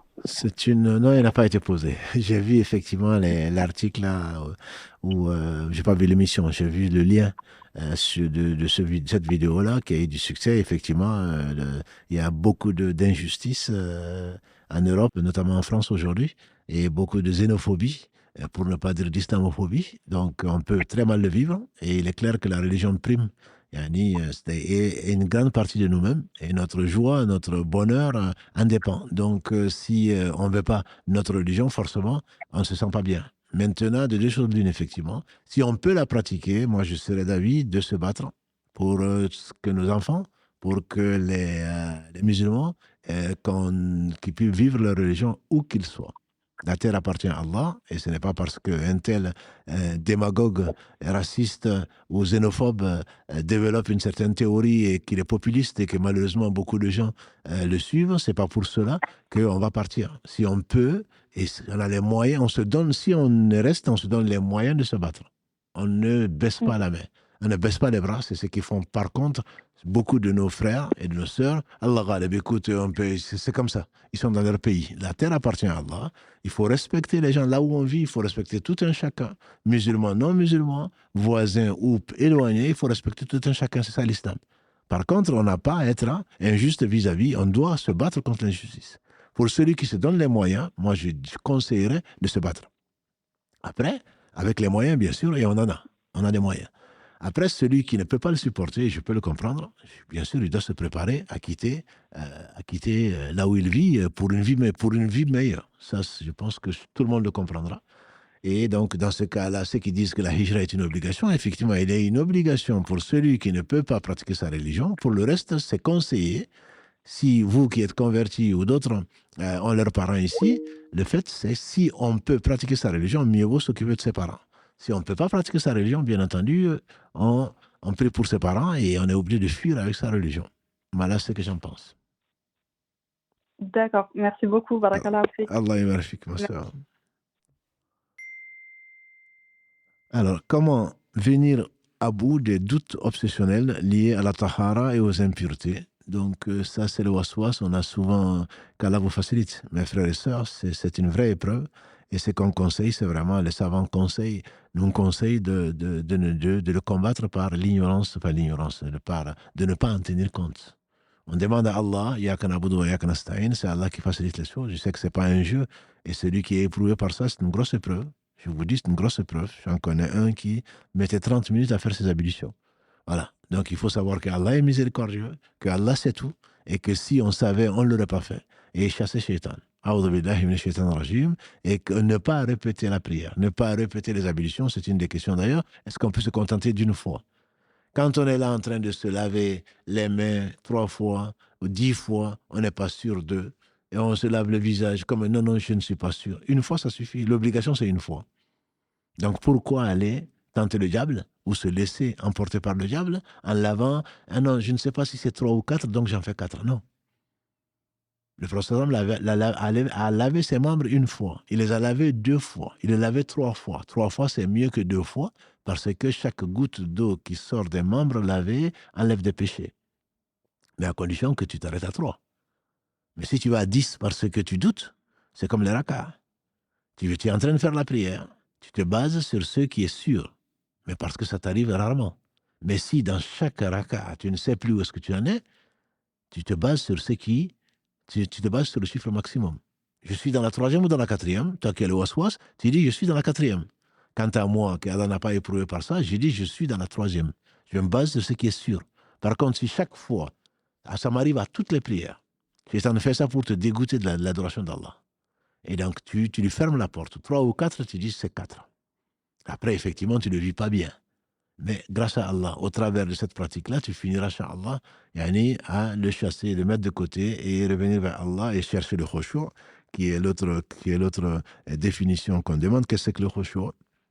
Donc ensuite, je permettrai, Inch'Allah, un appel que Karim va nous passer. Qu'est-ce que le khushu'? C'est une question qui est posée. On appelle khushu', c'est le fait d'être présent dans la prière.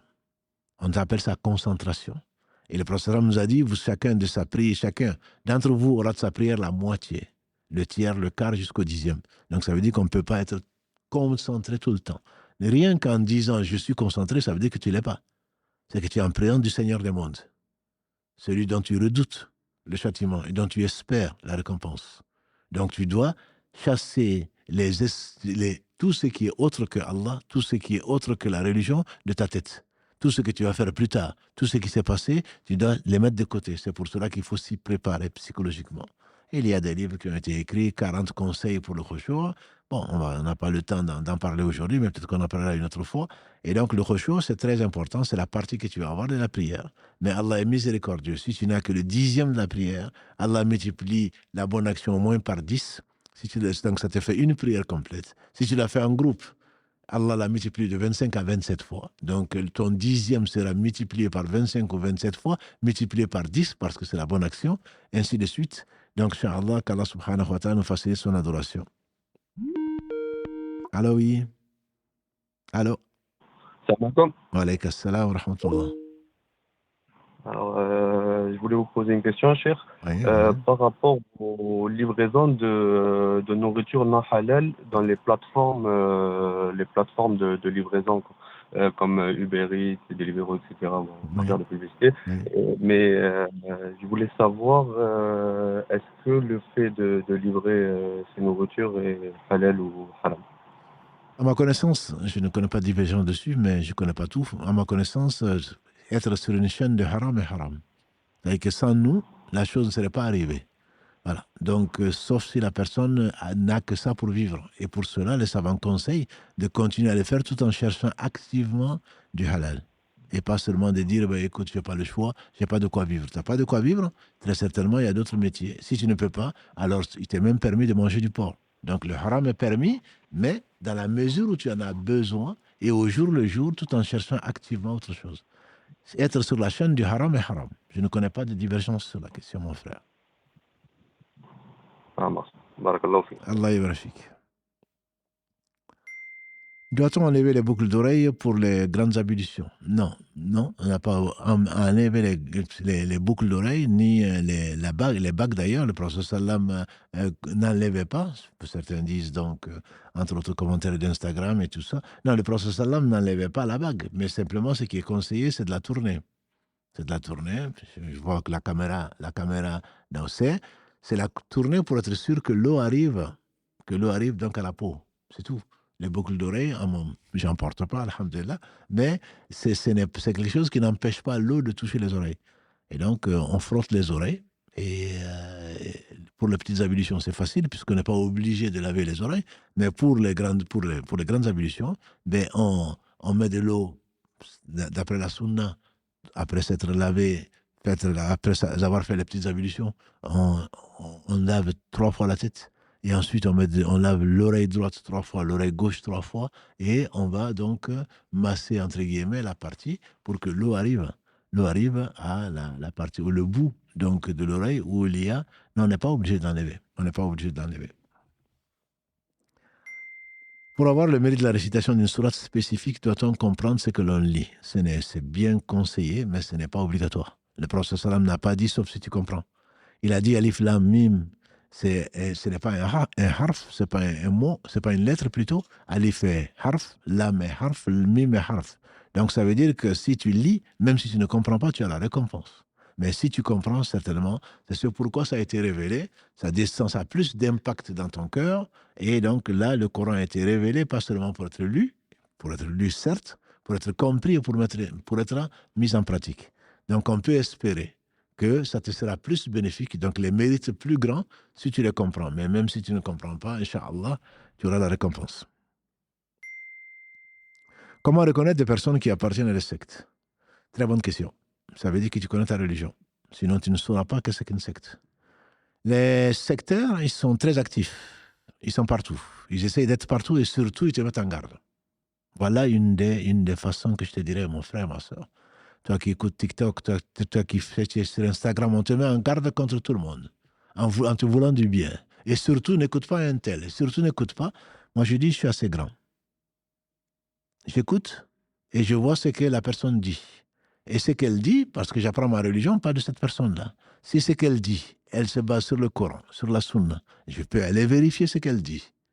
Alors, à ce moment-là, j'écoute. Ce n'est pas la personne à qui j'obéis. J'obéis à Allah, parce que c'est le Coran. J'obéis au prophète sallam parce qu'il est le porteur du Coran et également du hadith. Voilà. Le sectaire, il veut te garder pour lui. Surtout, tu ne vas pas à telle mosquée. Surtout, tu n'écoutes pas tel imam. Surtout, tu fais... Qui tu es? Moi, je suis adulte, c'est Allah qui va me juger. Moi, ma position est très ferme dessus. Pour faire peur aux gens, Et reste surtout avec moi. Ne va pas voir à côté. Si tu vas voir à côté, peut-être que tu viendrais plus sur moi. Si tu es sûr de ce que tu dis, l'islam est un. L'islam est un. Inna dina inda Allah l'islam. Et il y aura 72 sectes et une seule partie, celle qui suivra le prophète sallam et les compagnons, qui sera sauvée. Le reste en enfer. Donc, qu'est-ce qui me garantit que tu ne fais pas partie de ces 72? Donc, laisse-moi, informe-moi de ce qu'Allah a dit, informe-moi de ce que le prophète sallam a dit, et laisse-moi tranquille, je suis conscient, c'est pour ça que je serai jugé. J'ai prié Allah et prié pour moi pour qu'il ne me juge pas. Mais c'est pour cela que Allah nous donne la raison. C'est pour cela que Allah nous juge sur ce qu'on fait, parce qu'on a une raison, il nous a montré la vérité, il nous l'a conservée, il nous a donné la foi, et donc laisse-moi. C'est pas, tu n'es pas dans mon esprit, tu n'es pas mon cerveau. Justement, ils te font un lavage de cerveau. N'écoute que ceci. Et pourquoi? Quelle preuve tu as? Et malheureusement, aujourd'hui, c'est très répandu. Donc la secte, tu la reconnais justement sur son emprise. Ah, tu n'es pas venu en cours. Donc peut-être que tu as été dans un autre cours. Et alors? Allah dit dans la sourate 39, et annonce la bonne nouvelle, dit Allah dans la sourate 39, à mes serviteurs de qui? De ceux qu'ils entendent, choisissent le meilleur. Pourquoi tu veux que tu sois, que tu sois mon gourou? Pourquoi tu veux que je n'écoute que toi? Non, je peux te mettre en garde contre ce qui se dit parce que ce n'est pas de la sunna. Ce n'est pas parce que c'est contraire au Coran, c'est contraire à la compréhension des savants que l'on respecte. Voilà, je peux te dire, voilà ce qui ne se fait pas, ce qui limite par exemple les attributs d'Allah. On en a parlé tout à l'heure pour le quiz. Ce qui dit ceci, cela, je te dis, ce n'est pas ça. Mais mettre en garde contre une personne particulière ou une mosquée particulière, à ma connaissance, c'est sectaire. C'est ce qui va vers le secte. Si ce n'est pas une secte, en tout cas, ça y ressemble. Comment chasser la tristesse si ça est une déception et comment arrêter d'y penser? Il faut demander l'aide d'Allah. La tristesse, le prophète sallam nous a appris, c'est justement ce hadith qu'on a dit, qu'Ibn Mas'ud qui a dit, que le prophète sallam qui a dit, donc aucun musulman qui est atteint par la tristesse, qui fait cette invocation-là, où il dit de faire du Coran le printemps de mon cœur, l'objet donc pour chasser ma tristesse, etc., sans qu'Allah ne chasse sa tristesse. Il faut revenir à Allah. Tout autre que Allah est périssable. Allah est le vivant qui ne meurt pas. Et donc tu as mis ton espoir en autre que Allah. Et le fait d'avoir perdu ceci, nécessairement t'a rendu triste. Une situation qui t'arrive, sache que Allah est juste. Et donc demande-lui de te changer cette tristesse par la joie et il va te donner une joie du cœur. Voilà. Ne compte que sur Allah subhanahu wa ta'ala et ne crains que les conséquences de tes péchés. Et qu'Allah subhanahu wa ta'ala te donne la douceur de la foi.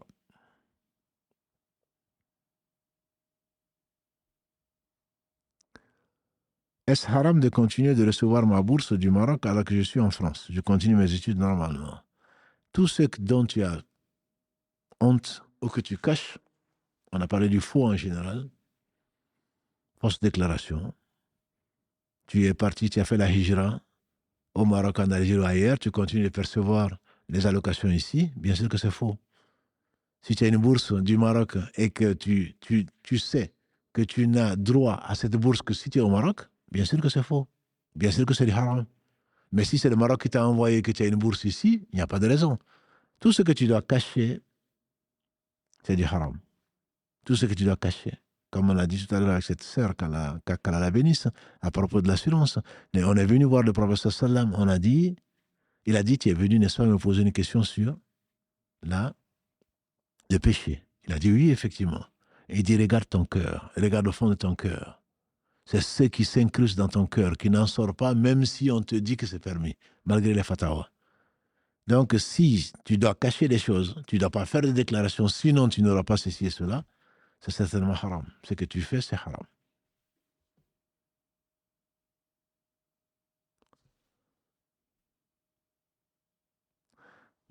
Est-ce qu'on peut jeûner le jour de Arafat sans avoir remboursé ses jours de jeûne? Mais je te donnerai mieux. Tu peux le faire pour répondre simplement à ta question, mais je te donnerai mieux, c'est que tu jeûnes Arafat avec l'intention de rendre tes jours. Donc cela te permettra à la fois de rendre ton jour et à la fois donc de jeûner Arafat. Et si c'est un lundi ou un jeudi, tu peux même faire la triple intention. À commencer en ayant l'intention avant le Fajr. Si tu veux rendre ton jour, on a dit, l'une des conditions, c'est que tu le rendes comme pendant le Ramadan, que tu aies l'intention avant le Fajr de rendre. Ça ne veut pas dire qu'il faut te réveiller. Tu peux le faire le soir même. L'intention est dans le cœur.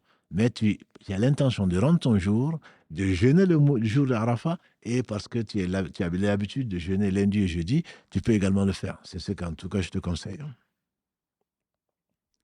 Quand un couple adopte un enfant, faut-il préserver sa aura devant lui une fois pubère?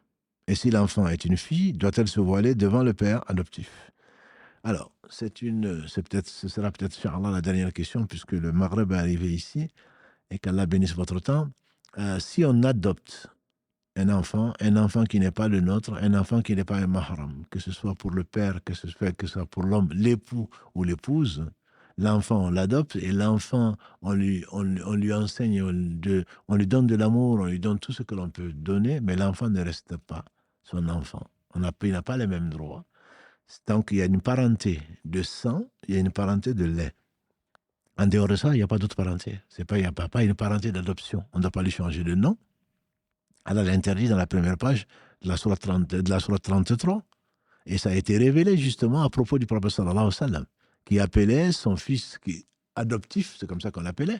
Il l'appelait Zayd. On l'appelait Zayd ibn Muhammad. Alors que son vrai nom, c'était Zayd ibn Haritha. Zayd ibn Haritha, qui est le père de Oussama.